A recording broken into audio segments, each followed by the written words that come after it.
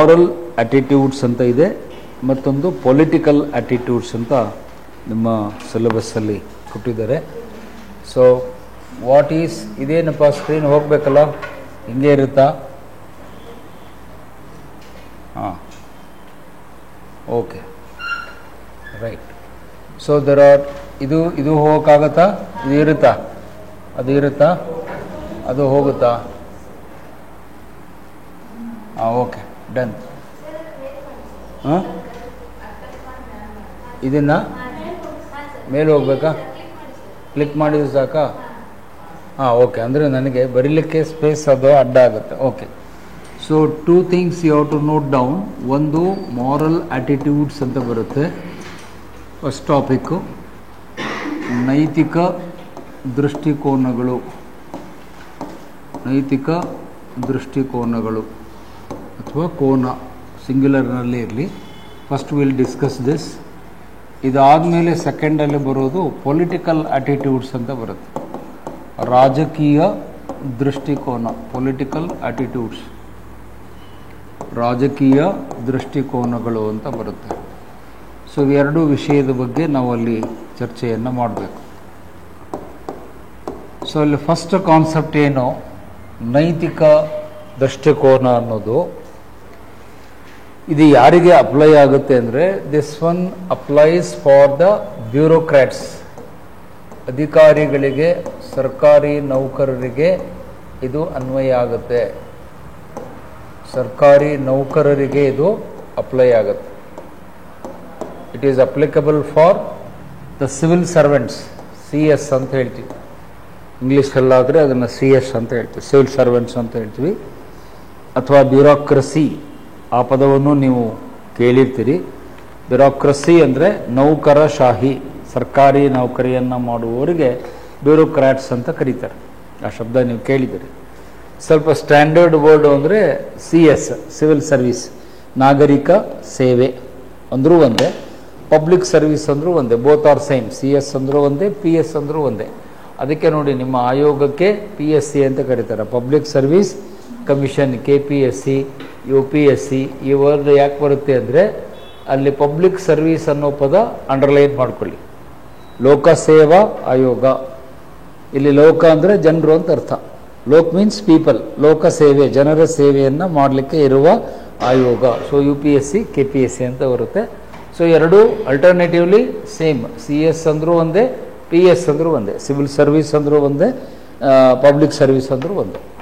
So ಇಲ್ಲಿ ನೈತಿಕ ದೃಷ್ಟಿಕೋನ ಏನು ಸರ್ಕಾರಿ ನೌಕರರಿಗೆ ಅಂತಂದರೆ, ಅಲ್ಲಿ ಫಸ್ಟ್ ಪಾಯಿಂಟನ್ನು ನೋಟ್ ಮಾಡಿ. Morality is not an option, it is A obligation ಅಂತ ಹೇಳ್ತೀವಿ. ಅದನ್ನು ಇಲ್ಲಿ ಬೋರ್ಡ್ ಮೇಲೆ ಬರಿತೀನಿ. ಮೊರಾಲಿಟಿ ಅನ್ನುವಂಥದ್ದು, ನೈತಿಕತೆ ಅನ್ನುವಂಥದ್ದು, it is an obligation, not an option ಅಂತ ಹೇಳ್ತೀವಿ. ನಿಮಗೆ ಇಂಗ್ಲೀಷ್ ಮೀಡಿಯಮ್ದವರಿಗೆ ಆ ಶಬ್ದದ ಅರ್ಥ ಸ್ವಲ್ಪ ಗೊತ್ತಾಗಿರುತ್ತೆ. ಯಾರು ಇಂಗ್ಲೀಷ್ ಮೀಡಿಯಮ್ದವ್ರು ಇದ್ದೀರೋ ಅವರಿಗೆ ಇದು ಪಾಯಿಂಟ್ ಕ್ಯಾಚ್ ಆಗಿರುತ್ತೆ. Morality is on obligation, not option ಅಂತ ಹೇಳ್ತೀವಿ. ನೈತಿಕತೆ ಅನ್ನುವಂಥದ್ದು ನಿಮ್ಮ ಬದ್ಧತೆ. ಆಬ್ಲಿಗೇಷನ್ ಅಂದರೆ ಬದ್ಧತೆ, ಮಾಡಲೇಬೇಕು, ಕಡ್ಡಾಯ, ಕಡ್ಡಾಯವಾದದ್ದು.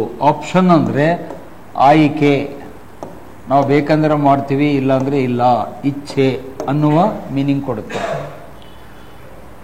ಯಾರು ಸಾರ್ವಜನಿಕ ಸೇವೆಯಲ್ಲಿ ಬರ್ತಾರೋ ಅವ್ರು ಯಾರೇ ಇರಲಿ, ಚೀಫ್ ಸೆಕ್ರೆಟರಿ ಇರಲಿ, DC ಇರಲಿ, ತಹಶೀಲ್ದಾರ್ ಇರಲಿ, ಸಬ್ ರಿಜಿಸ್ಟ್ರಾರ್ ಆಫೀಸ್ ಇರಲಿ, RTO ಇರಲಿ, PDO ಇರಲಿ, PS ಇರಲಿ, ಯಾವುದೇ ಹುದ್ದೆ ತಗೊಳ್ಳಿ, ಗೌರ್ಮೆಂಟ್ ಸರ್ವಿಸ್ ಅಂದರೆ ಮುಗಿದೋಯ್ತು. ಅವರಿಗೆ ನೈತಿಕತೆ ಅನ್ನುವಂಥದ್ದು it is not an option, it is A obligation. ಅದು ನಿಮ್ಮ ಇಚ್ಛೆ ಅಥವಾ ಆಯ್ಕೆ ಅಲ್ಲ. ನಮ್ಮ ಉತ್ತರ ಕರ್ನಾಟಕದ ಜನ ಒಂದು ಪದ ಬಳಸ್ತಾರೆ, ಮರ್ಜಿ ಕಾ ಬಾತ್ ಹೇ ಅಂತ. ಕೇಳಿದ? ಮರ್ಜಿ ಅಂದರೆ ನನ್ನ ಇಷ್ಟಪ್ಪ, ನಾನು ಬೇಕಂದ್ರೆ ಮಾಡ್ತೀನಿ, ಇಲ್ಲ ಅಂದ್ರೆ ಇಲ್ಲ. ಇದು ಮರ್ಜಿ ಕಾ ಬಾತ್ ಹೇ ಅಂತಾರೆ. ಸೊ ಇದು ಮರ್ಜಿ ಕಾ ಬಾತ್ ಅಲ್ಲ. ನಾವು ಹೇಳೋದು ನೈತಿಕತೆ ಅನ್ನೋದು ನಮ್ಮ ಇಚ್ಛೆಗೆ, ನಮ್ಮ ಆಯ್ಕೆಗೆ ಬಿಟ್ಟಂತಹ ಸಂಗತಿ ಅಲ್ಲ. ಹಾಗಾದರೆ ಏನು ಸರ್ ಅದಾಗಿದೆ ಅಂದರೆ, ಮೊರಾಲಿಟಿ ಈಸ್ ಆನ್ ಅಬ್ಲಿಗೇಷನ್, ಇದು ಒಂದು ಬದ್ಧತೆ, ಕಮಿಟ್ಮೆಂಟ್. ಅದಕ್ಕೆ ಇಂಗ್ಲೀಷಲ್ಲಿ word obligation means commitment. It is compulsory, ನೀವು ಅದನ್ನು ಫಾಲೋ ಮಾಡಲೇಬೇಕು. ಸರ್ಕಾರಿ ಸೇವೆಗೆ ಬಂದ ಮೇಲೆ ನಾನು ನೈತಿಕತೆಯನ್ನು ಕಡ್ಡಾಯವಾಗಿ ಅನುಸರಿಸ್ತೇನೆ, ನೈತಿಕತೆಗೆ ವಿರುದ್ಧವಾಗಿ ನಾನು ನಡೆದುಕೊಳ್ಳುವುದಿಲ್ಲ ಅನ್ನುವುದನ್ನು ನೀವು ಅದನ್ನು ಫಾಲೋ ಮಾಡಲೇಬೇಕು. ಅದು ನಾನು ನಿನ್ನೇನೋ ಮೊನ್ನೆ ಕ್ಲಾಸಲ್ಲಿ ಆ ಪದ ಬಳಕೆ ಮಾಡಿದ್ದೆ, ಬೋರ್ಡ್ ಮೇಲೂ ಬರೆದಿದ್ದೆ. ಪ್ರತಿಯೊಬ್ಬ ಸರ್ಕಾರಿ ನೌಕರಿಗೆ ಏನು ಕೊಟ್ಟಿರ್ತಾರೆ, ಒಂದು ಲಿಸ್ಟ್ ಕೊಟ್ಟಿರ್ತಾರೆ, COC ಅಂತ ಹೇಳಿದೆ, ಕೋಡ್ ಆಫ್ ಕಾಂಡಕ್ಟ್. ಆ ಕೋಡ್ ಆಫ್ ಕಾಂಡಕ್ಟಲ್ಲಿ ಇವೆಲ್ಲ ಹೇಳಿರ್ತಾರೆ, ಏನು ಮಾಡಬೇಕು ಏನು ಮಾಡಬಾರ್ದು. ಆ list of dos and don'ts for A government officer. ಕೆಲವು ಸುಮ್ಮನೆ ಸ್ಯಾಂಪಲ್ ಹೇಳಿದರೆ ನಿಮಗೆ ಆಶ್ಚರ್ಯ ಆಗುತ್ತೆ. ಸರ್ಕಾರಿ ನೌಕರರು ಧೂಮಪಾನ ಮಾಡಬಾರ್ದು ಅದರಲ್ಲಿ ಬರುತ್ತೆ. ಬಟ್ ನಮ್ಮಲ್ಲಿ ಎಷ್ಟು ಜನ ಫಾಲೋ ಮಾಡ್ತಾರೆ? ಸರ್ಕಾರಿ ನೌಕರರು, ನಾನು ಹೇಳ್ತಿರೋದು ಪ್ರೈವೇಟ್ ಬಗ್ಗೆ ಮಾತಾಡಲ್ಲ, ಗೌರ್ಮೆಂಟ್ ಸರ್ವೀಸಲ್ಲಿರುವವರು ಸ್ಮೋಕ್ ಮಾಡಬಾರ್ದು ಅಂತ ಅಲ್ಲಿ ಕೋಡ್ ಆಫ್ ಕಾಂಡಕ್ಟಲ್ಲಿ ಇದೆ. ಅವು ಗೌರ್ಮೆಂಟ್ ಆಫೀಸ್ನಲ್ಲೇ ಹೊಗೆ ಬಿಟ್ಕೊಂಡು ಕೂತಿರ್ತಾನೆ. ಅಲ್ಲಿ ಸಾಹೇಬ್ರು ಇದ್ದಾರೆ ಏನ್ರಿ ಅಂದ್ರೆ ಅವ್ನು ಹಿಂಗೆ ನೋಡ್ತಾನೆ, ಅಲ್ಲಿ ಹೊಗೆ ಬರ್ತಿತ್ತಂದ್ರೆ ಅವ್ನು ಇದ್ದಾನ ಅಂತ ಅರ್ಥ. ಹೊಗೆ ಇಲ್ಲ ಅಂದ್ರೆ ಸಾಹೇಬ್ರು ಇಲ್ರಿ ಹೊಗ್ಯಾರಂತ, ಈ ಲೆವೆಲ್ಲಿಗೆ ನಮ್ಮವ್ರು ಬಂದ್ಬಿಟ್ಟಿದ್ದಾರೆ. ಸೊ ಅದು ಆಗಬಾರ್ದು. ಕೋಡ್ ಆಫ್ ಕಾಂಡಕ್ಟಲ್ಲಿ ಸ್ಪಷ್ಟವಾಗಿ ಹೇಳ್ತಾರೆ, ಸರ್ಕಾರಿ ನೌಕರರು ಸ್ಮೋಕ್ ಮಾಡಬಾರ್ದು, ಡ್ರಿಂಕ್ಸ್ ಲಿಕ್ಕರ್ಸ್ ತಗೊಳ್ಬಾರ್ದು, ಆಮೇಲೆ ಬಡ್ಡಿ ವ್ಯವಹಾರ ಮಾಡಬಾರ್ದು, ಲೇವಾದೇವಿ ವ್ಯವಹಾರ ಮಾಡಬಾರ್ದು, ಆಮೇಲೆ ಮೊದಲನೇ ಪತ್ನಿ ಇದ್ದಾಗಲೇ ಇನ್ನೊಂದು ಪತ್ನಿಯ ಸಂಬಂಧವನ್ನು, ಅಕ್ರಮ ಸಂಬಂಧವನ್ನು ಮಾಡಬಾರ್ದು, ಅನೈತಿಕ ಸಂಪರ್ಕ ಮಾಡಬಾರ್ದು. ಎಷ್ಟೋ ಸರಿ ನೀವು TV ಯಲ್ಲಿ ನೋಡ್ತೀರಿ, ಪೊಲೀಸ್ ಸ್ಟೇಷನ್ನಲ್ಲಿ ಇಬ್ಬರು ಹೆಂಡರು ಬಂದು ಜಗಳಾಡಿರ್ತಾರೆ. ಒಬ್ಬ ಯಾರ್ದು ಒಂದು ಕೇಸು ವರದಿಯಾಗಿತ್ತು ಪಬ್ಲಿಕ್ TV ಯಲ್ಲಿ. ಅವ ಹೆಡ್ ಕಾನ್ಸ್ಟೇಬಲ್ಲು 2 ಕುಟುಂಬ ಇಟ್ಕೊಂಡ್ಬಿಟ್ಟಿದ್ದಾನೆ. ಅವ್ರ ಮನೆಯಲ್ಲಿ ಏನೋ ಜಗಳ ಆಗಿ ಇಬ್ಬರು ಹೆಂಡರು ಪೊಲೀಸ್ ಸ್ಟೇಷನ್ಗೆ ಬಂದು ಹೆಡ್ ಕಾನ್ಸ್ಟೇಬಲ್ನ ಹೊಡಿತಾ ಇದ್ದಾರೆ. TV ಯಲ್ಲಿ ತೋರಿಸಿದ್ರು. ಅದಕ್ಕಿಂತ ಶೇಮ್ಫುಲ್ ಥಿಂಗು ಇನ್ನೊಂದಿಲ್ಲ. ಅವ ಹೆಡ್ ಕಾನ್ಸ್ಟೇಬಲ್ಲು ಆ ಮೊದಲನೇ ಹೆಂಡತಿ ಎರಡನೇ ಹೆಂಡತಿ ಬಂದು ಸ್ಟೇಷನ್ನಲ್ಲಿ ಗಲಾಟೆ ಮಾಡ್ತಿದ್ದಾರೆ. ಹೆಡ್ ಕಾನ್ಸ್ಟೇಬಲ್ನೇ ಹೊಡಿತಾ ಇದ್ದಾರೆ. ಅದನ್ನು ನೆನಪಾಯ್ತು ನನಗೆ ಆ ಘಟನೆ, ಅದಕ್ಕೆ ಹೇಳಿದೆ ನಿಮಗೆ. ಅಂದರೆ ನೈತಿಕತೆ ಅನ್ನೋದು ಹೇಗಿರುತ್ತೆ ಅಂದರೆ, ನೀವು ಅದನ್ನು ಆಪ್ಷನ್ ಆಗಿ ತೆಗೆದುಕೊಳ್ಳುವಂತಿಲ್ಲ, ಆಯ್ಕೆ ಅಥವಾ ಇಚ್ಛೆಯಾಗಿ ತೆಗೆದುಕೊಳ್ಳುವಂತಿಲ್ಲ. It is your commitment. Obligation ಅಂದರೆ ಕಮಿಟ್ಮೆಂಟ್.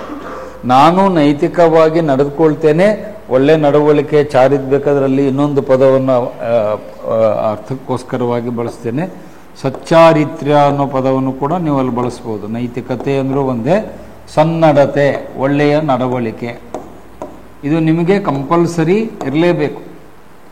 ಸಚ್ಚಾರಿತ್ರ್ಯ ಅಥವಾ ಸನ್ನಡತೆ ಅನ್ನುವುದನ್ನೇ ನಾವು ಮೊರಾಲಿಟಿ ಅಂತ ಹೇಳ್ತೀವಿ. ಆ ಮೊರಾಲಿಟಿ ಸರ್ಕಾರಿ ನೌಕರಿಯಲ್ಲಿ ನೀವು ಎಲ್ಲಿವರೆಗೆ ಇರ್ತೀರೋ ಅಲ್ಲಿವರೆಗೆ ಅದನ್ನು ಫಾಲೋ ಮಾಡಬೇಕು. And there is no question of your like and dislike.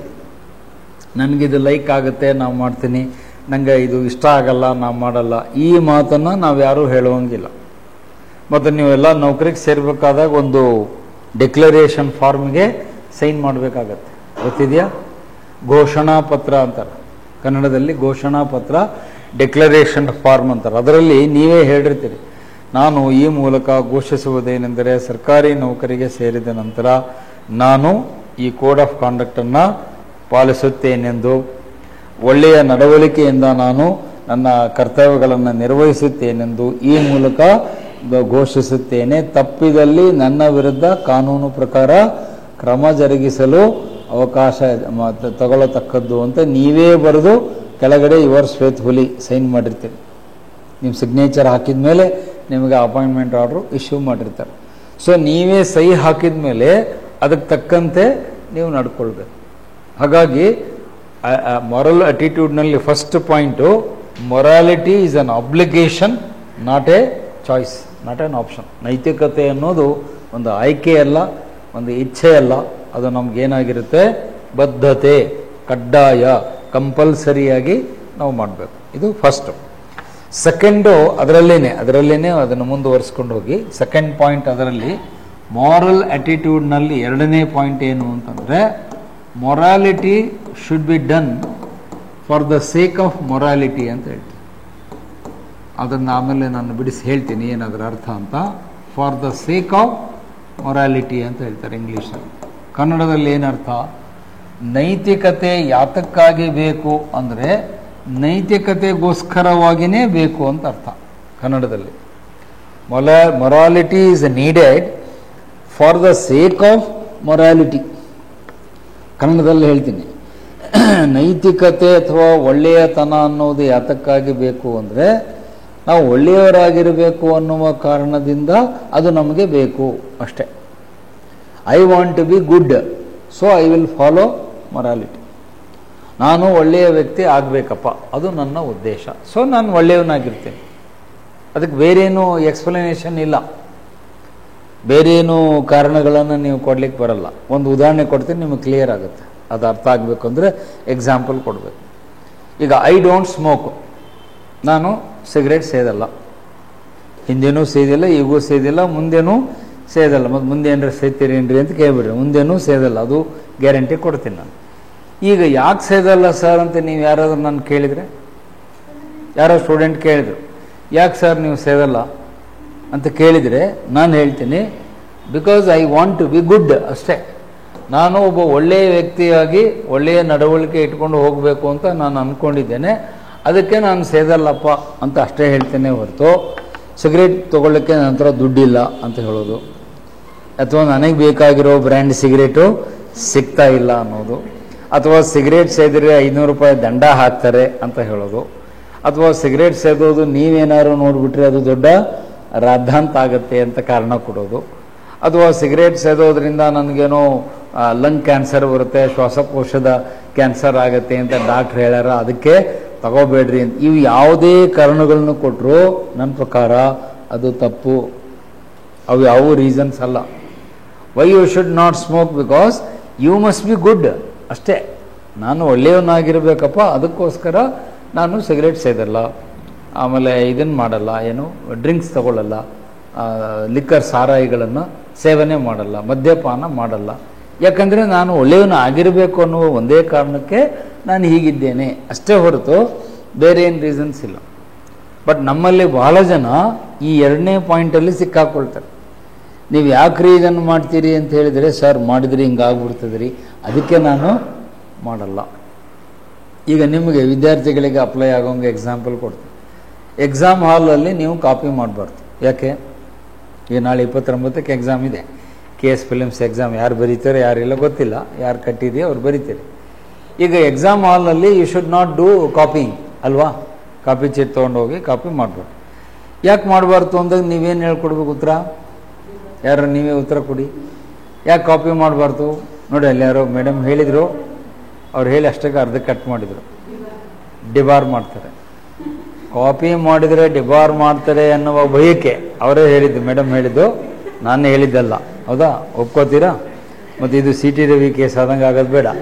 ಹೌದಾ? ಅವ್ರು ಹೇಳಿದ್ದನ್ನು ಅವರೇ ಖಾತ್ರಿ ಪಡಿಸ್ತೀನಿ. ಮೊದಲು ಮೇಡಮ್ ಏನು ಹೇಳಿದರು ಅಂದರೆ, ನಾವು ಕಾಪಿ ಮಾಡಿದರೆ ಡಿಬಾರ್ ಆಗ್ತೀವಿ ಸರ್, ಎಕ್ಸಾಮಿಂದ ಹೊರಗೆ ಹಾಕ್ತಾರೆ, ಮುಂದೆ KS ಎಕ್ಸಾಮ್ ಬರೆಯೋಕ್ಕಾಗಲ್ಲ ಅನ್ನುವ ಕಾರಣಕ್ಕೆ ನಾವು ಕಾಪಿ ಮಾಡಲ್ಲ. ಅಂದರೆ ಈಗ ನಾನು ಹೇಳಿದ ಪಾಯಿಂಟು ಅಲ್ಲಿ ಕ್ಯಾಚ್ ಆಗಲಿಲ್ಲ, ನಾನು ಹೇಳಿದ ಪಾಯಿಂಟ್ ಕ್ಯಾಚ್ ಆಗಲಿಲ್ಲ. ಮೇಡಮ್ ಏನು ಹೇಳಬೇಕಾಗಿತ್ತು, ನಾವು ಯಾಕೆ ಸರ್ ಕಾಪಿ ಮಾಡಲ್ಲ ಅಂದರೆ, ಕಾಪಿ ಮಾಡುವುದು ತಪ್ಪು. ಇದು ನನಗೆ ಬೇಕಾಗಿರೋ answer. Copying is wrong, copying is not ethical. Copy ಮಾಡುವುದು, ಕಾಪಿ ಚೀಟಿ ಮಾಡುವುದು ಅನೈತಿಕ, ಇದು ಒಳ್ಳೆಯ ನಡವಳಿಕೆ ಅಲ್ಲ, ತಪ್ಪು ಸರ್ ಅದು. ಅದಕ್ಕೆ ನಾನು ಮಾಡಲ್ಲ. ನೀವು ಡಿಬಾರ್ ಮಾಡ್ತಿರೋ ಮಾಡಲ್ವೋ ಅದು ಬೇರೆ ವಿಚಾರ, ಅದು ಕಾನೂನಿಗೆ ರೂಲ್ಸ್ಗೆ ಬಿಟ್ಟಿರೋ ವಿಚಾರ. ಬಟ್ ಕಾಪಿ ಮಾಡುವುದು ತಪ್ಪು ಅನ್ನುವ ಅರಿವು ನನಗಿದೆ. ನಾನು ಹೇಳೋ ಪಾಯಿಂಟ್ ಅರ್ಥ ಆಗ್ತಾ ಇದೆಯಾ? You are very well aware that copying is wrong, copying is bad, copying is not a mark of a good student. ಒಬ್ಬ ಒಳ್ಳೆಯ ವಿದ್ಯಾರ್ಥಿ ಅಂತ ಅನ್ಸ್ಕೋಬೇಕಂದ್ರೆ ನೀವು ಕಾಪಿ ಮಾಡಬಾರ್ದು. ನೀವೇನು ಹೇಳ್ಬಾರ್ದು, ನಾವು ಮಾಡಲ್ಲ ಸರ್, ಇವ್ರಿಗೆ ಮಾಡಿಸ್ತೀವಿ ಅಂತ. ಅದು ತಪ್ಪೆ. ನೀವು ಮಾಡಿದ್ರು ತಪ್ಪೆ, ಇನ್ನೊಬ್ಬರಿಗೆ ಏನು ಮಾಡಿಸಿದ್ರು ತಪ್ಪೆ. ನಮ್ಮಲ್ಲಿ ಹೆಂಗೆ ಇದ್ದಾರೆ ಜನ ಅಂದರೆ, ರಂಗೋಲಿ ಕೆಳಗೆ ಹೋಗ್ರಿ ಅಂದರೆ ಚಾಪಿ ಕೆಳಗೆ ನುಗ್ತಾರೆ ಅಂತಾರಲ್ಲ, ಹಂಗಾಗ್ತಾರೆ. ಸೊ ನೀವು ಚಾಪಿ ಕೆಳಗೆ ನುಗ್ಗೋದು, ರಂಗೋಲಿ ಕೆಳಗೆ ನುಗ್ಗೋದು ನನಗೆ ಬೇಡ. ಕಾಪಿಂಗ್ ಈಸ್ ರಾಂಗ್ ಅಷ್ಟೇ, ಮುಗಿದೋಯ್ತು. That is why I don't do. Copy ಮಾಡುವುದು ತಪ್ಪು ಅಂತ ನಂಗೆ ಗೊತ್ತಿದೆ ಸರ್, ಅದಕ್ಕೆ ನಾನು ಮಾಡಲ್ಲ ಅಂತ ನೀವು ಉತ್ತರ ಕೊಟ್ಟರೆ ಈ ಪಾಯಿಂಟ್ ನಿಮಗೆ ಅರ್ಥ ಆಗಿದೆ ಅಂತ. Morality for the sake of morality. ನಾವು ಯಾಕೆ ನೈತಿಕವಾಗಿರಬೇಕು ಅಂದರೆ, ನೈತಿಕವಾಗಿ ಇರುವುದೇ ನಮ್ಮ ಧರ್ಮ, ನೈತಿಕತೆಯೇ ನನ್ನ ಧರ್ಮ. ಅಲ್ಲಿ ನನಗೆ ಜಿ ಎಸ್ ಶಿವರುದ್ರಪ್ಪನವರು ಒಂದು ಹಾಡು ನೆನಪಾಗುತ್ತೆ. ನವಿಲು ಡ್ಯಾನ್ಸ್ ಮಾಡುತ್ತೆ. ಯಾಕೆ? ನೀವು ಯಾರು ಪ್ರೈಸ್ ಕೊಡ್ತೀರಿ ಅಂತನ? ನೀವು ಯಾರಾದ್ರೂ ಪ್ರೈಸ್ ಕೊಡ್ತೀರಿ, ಫೋಟೋ ತೆಗೆದ್ರು ವಿಡಿಯೋ ಮಾಡಿ ಟಿ ವಿಯಲ್ಲಿ ಚಾನಲ್ನಲ್ಲಿ ಪ್ರಸಾರ ಮಾಡ್ತೀರಿ ಅಂತ ಏನಿಲ್ಲ. ನವಿಲು ಯಾಕೆ ಡ್ಯಾನ್ಸ್ ಮಾಡುತ್ತೆ ಅಂದರೆ, ಡ್ಯಾನ್ಸ್ ಮಾಡುವುದು ನವಿಲಿನ ಸಹಜವಾದ ಪ್ರವೃತ್ತಿ. Dancing is a natural attribute of a peacock, so it dances. ಕೋಗಿಲೆ ಹಾಡಾಡುತ್ತೆ. ಯಾಕೆ? ಅದರ ಕರ್ಮಾಸಾರ ಅಂತಲ್ಲ. ಕೋಗಿಲೆ ಹಾಡುವುದು ಅದರ ಸಹಜ ಧರ್ಮ. ಅದಕ್ಕೆ ಅದನ್ನು ಕೋಗಿಲೆ ಅಂತ ಹೇಳೋದು. ಅದು ಚೆನ್ನಾಗಿ ಹಾಡುತ್ತೆ. ನೀವು ಕೇಳ್ತಿರೋ ಬಿಡ್ತಿರೋ ಅದು ನಿಮಗೆ ಬಿಟ್ಟಿದ್ದು. ಬಟ್ ಅದರ ಪಾಡಿಗೆ ಅದು ಮೆಲೋಡಿಯಸ್ ಆಗಿ ಕೋಗಿಲೆ, ವಸಂತ ಗಾನ ಅಂತಾರೆ, ವಸಂತ ಕೋಗಿಲೆ ಅಂತಾರೆ. ಏಪ್ರಿಲ್ ತಿಂಗಳು ಬಂತು ಅಂದರೆ ಅದು ಎಲ್ಲೋ ಗಿಡದ ಮರೆಯಲ್ಲಿ ಕೂತ್ಕೊಂಡು ಅದು ಹಾಡಾಡ್ತಾ ಇರುತ್ತೆ. ನೀವು ಕೇಳಿದ್ರು ಅಷ್ಟೇ, ಕೇಳದೇ ಇದ್ರು ಅಷ್ಟೇ. ನೀವು ಕೇಳಿಲ್ಲ ಅಂತ ಕೋಗಿಲೆ ಬಂದು ಏನ್ರಿ ನಾ ಆಡ್ತಿದ್ದೀನಿ ಕೇಳಲ್ಲ ಅಂತ ಜಗಳ ಆಡಲ್ಲ. ಅದು ಪಾಟಿಗೆ ಅದು ಆಡ್ಕೊಂಡು ಹೋಗ್ತಾ ಇರ್ತದೆ. ಸೊ ಈ ಪಾಯಿಂಟ್ ನಾನು ನಿಮಗಿಲ್ಲಿ ಹೇಳ್ತಿರೋದು, ಮೊರಾಲಿಟಿ ಅನ್ನೋದು ಕೋಗಿಲೆಯ ಗಾನದಂತೆ, ನವಿಲಿನ ನಾಟ್ಯದಂತೆ ಅದನ್ನು ಮಾಡಬೇಕು ಅಂತ ನಾವು ಮಾಡಬೇಕೋ ಹೊರತು ಯಾರೋ ನಮ್ಮನ್ನು ನೋಡ್ತಾರೆ, ಯಾರೋ ನಮಗೆ ಅಪ್ರಿಷಿಯೇಟ್ ಮಾಡ್ತಾರೆ, ಯಾರೋ ಪ್ರೈಸ್ ಕೊಡ್ತಾರೆ, ಯಾರೋ ಮೆಡಲ್ ಕೊಡ್ತಾರೆ, ಅಥವಾ ಯಾರೋ ನಿಮಗೊಂದು ಅವಾರ್ಡ್ ಕೊಟ್ಟು ಒಂದು ದೊಡ್ಡ ಪದವಿ ಕೊಡ್ತಾರೆ, ಅದೆಲ್ಲ ಬೇಕಿಲ್ಲ. ಅಂದರೆ ಬಿರುದು ಬಾವುಲಿಗಳು ನಮಗೆ ಬೇಡ, ಮಾನ ಸನ್ಮಾನಗಳು ನನಗೆ ಬೇಡ. I want to be good, that's it. ನಾನು ಒಳ್ಳೆಯವನಾಗಿರ್ಬೇಕಪ್ಪ, ಅಷ್ಟೇ ನನ್ನ ಗುರಿ. ನೀವು ಅದನ್ನು ನನ್ನ ಬಗ್ಗೆ ಏನಾದರೂ ತಿಳ್ಕೊಳ್ಳಿ. ಏನಪ್ಪ ಸರ್ ಹಿಂಗಿದ್ದಾರೆ, ಈಗ ಎಷ್ಟೋ ಜನ ನನ್ನ ಫ್ರೆಂಡ್ಸ್ಗಳೇ ಆಗಾಗ ಸಿಕ್ಕಾಗ ಹೇಳ್ತಾರೆ, ಏನು ಸರ್ ನೀವು ಇಷ್ಟು ದಿವಸ ಆಯಿತು, ಇಷ್ಟು ವರ್ಷ, ಈಗ 60 ವರ್ಷ ಆಗ್ತಾ ಬಂದಿದೆ, ನೀವು ಒಂದು ಸಾರಿನೂ ಸ್ಮೋಕ್ ಮಾಡಿಲ್ಲ ಅಂದರೆ ನಿಮ್ಮ ಲೈಫೇ ವೇಸ್ಟು ಅಂತ ಬೈದಿದ್ದಾರೆ ನನಗೆ. ಹೇಳಿದ ಅರ್ಥ ಆಯ್ತಾ?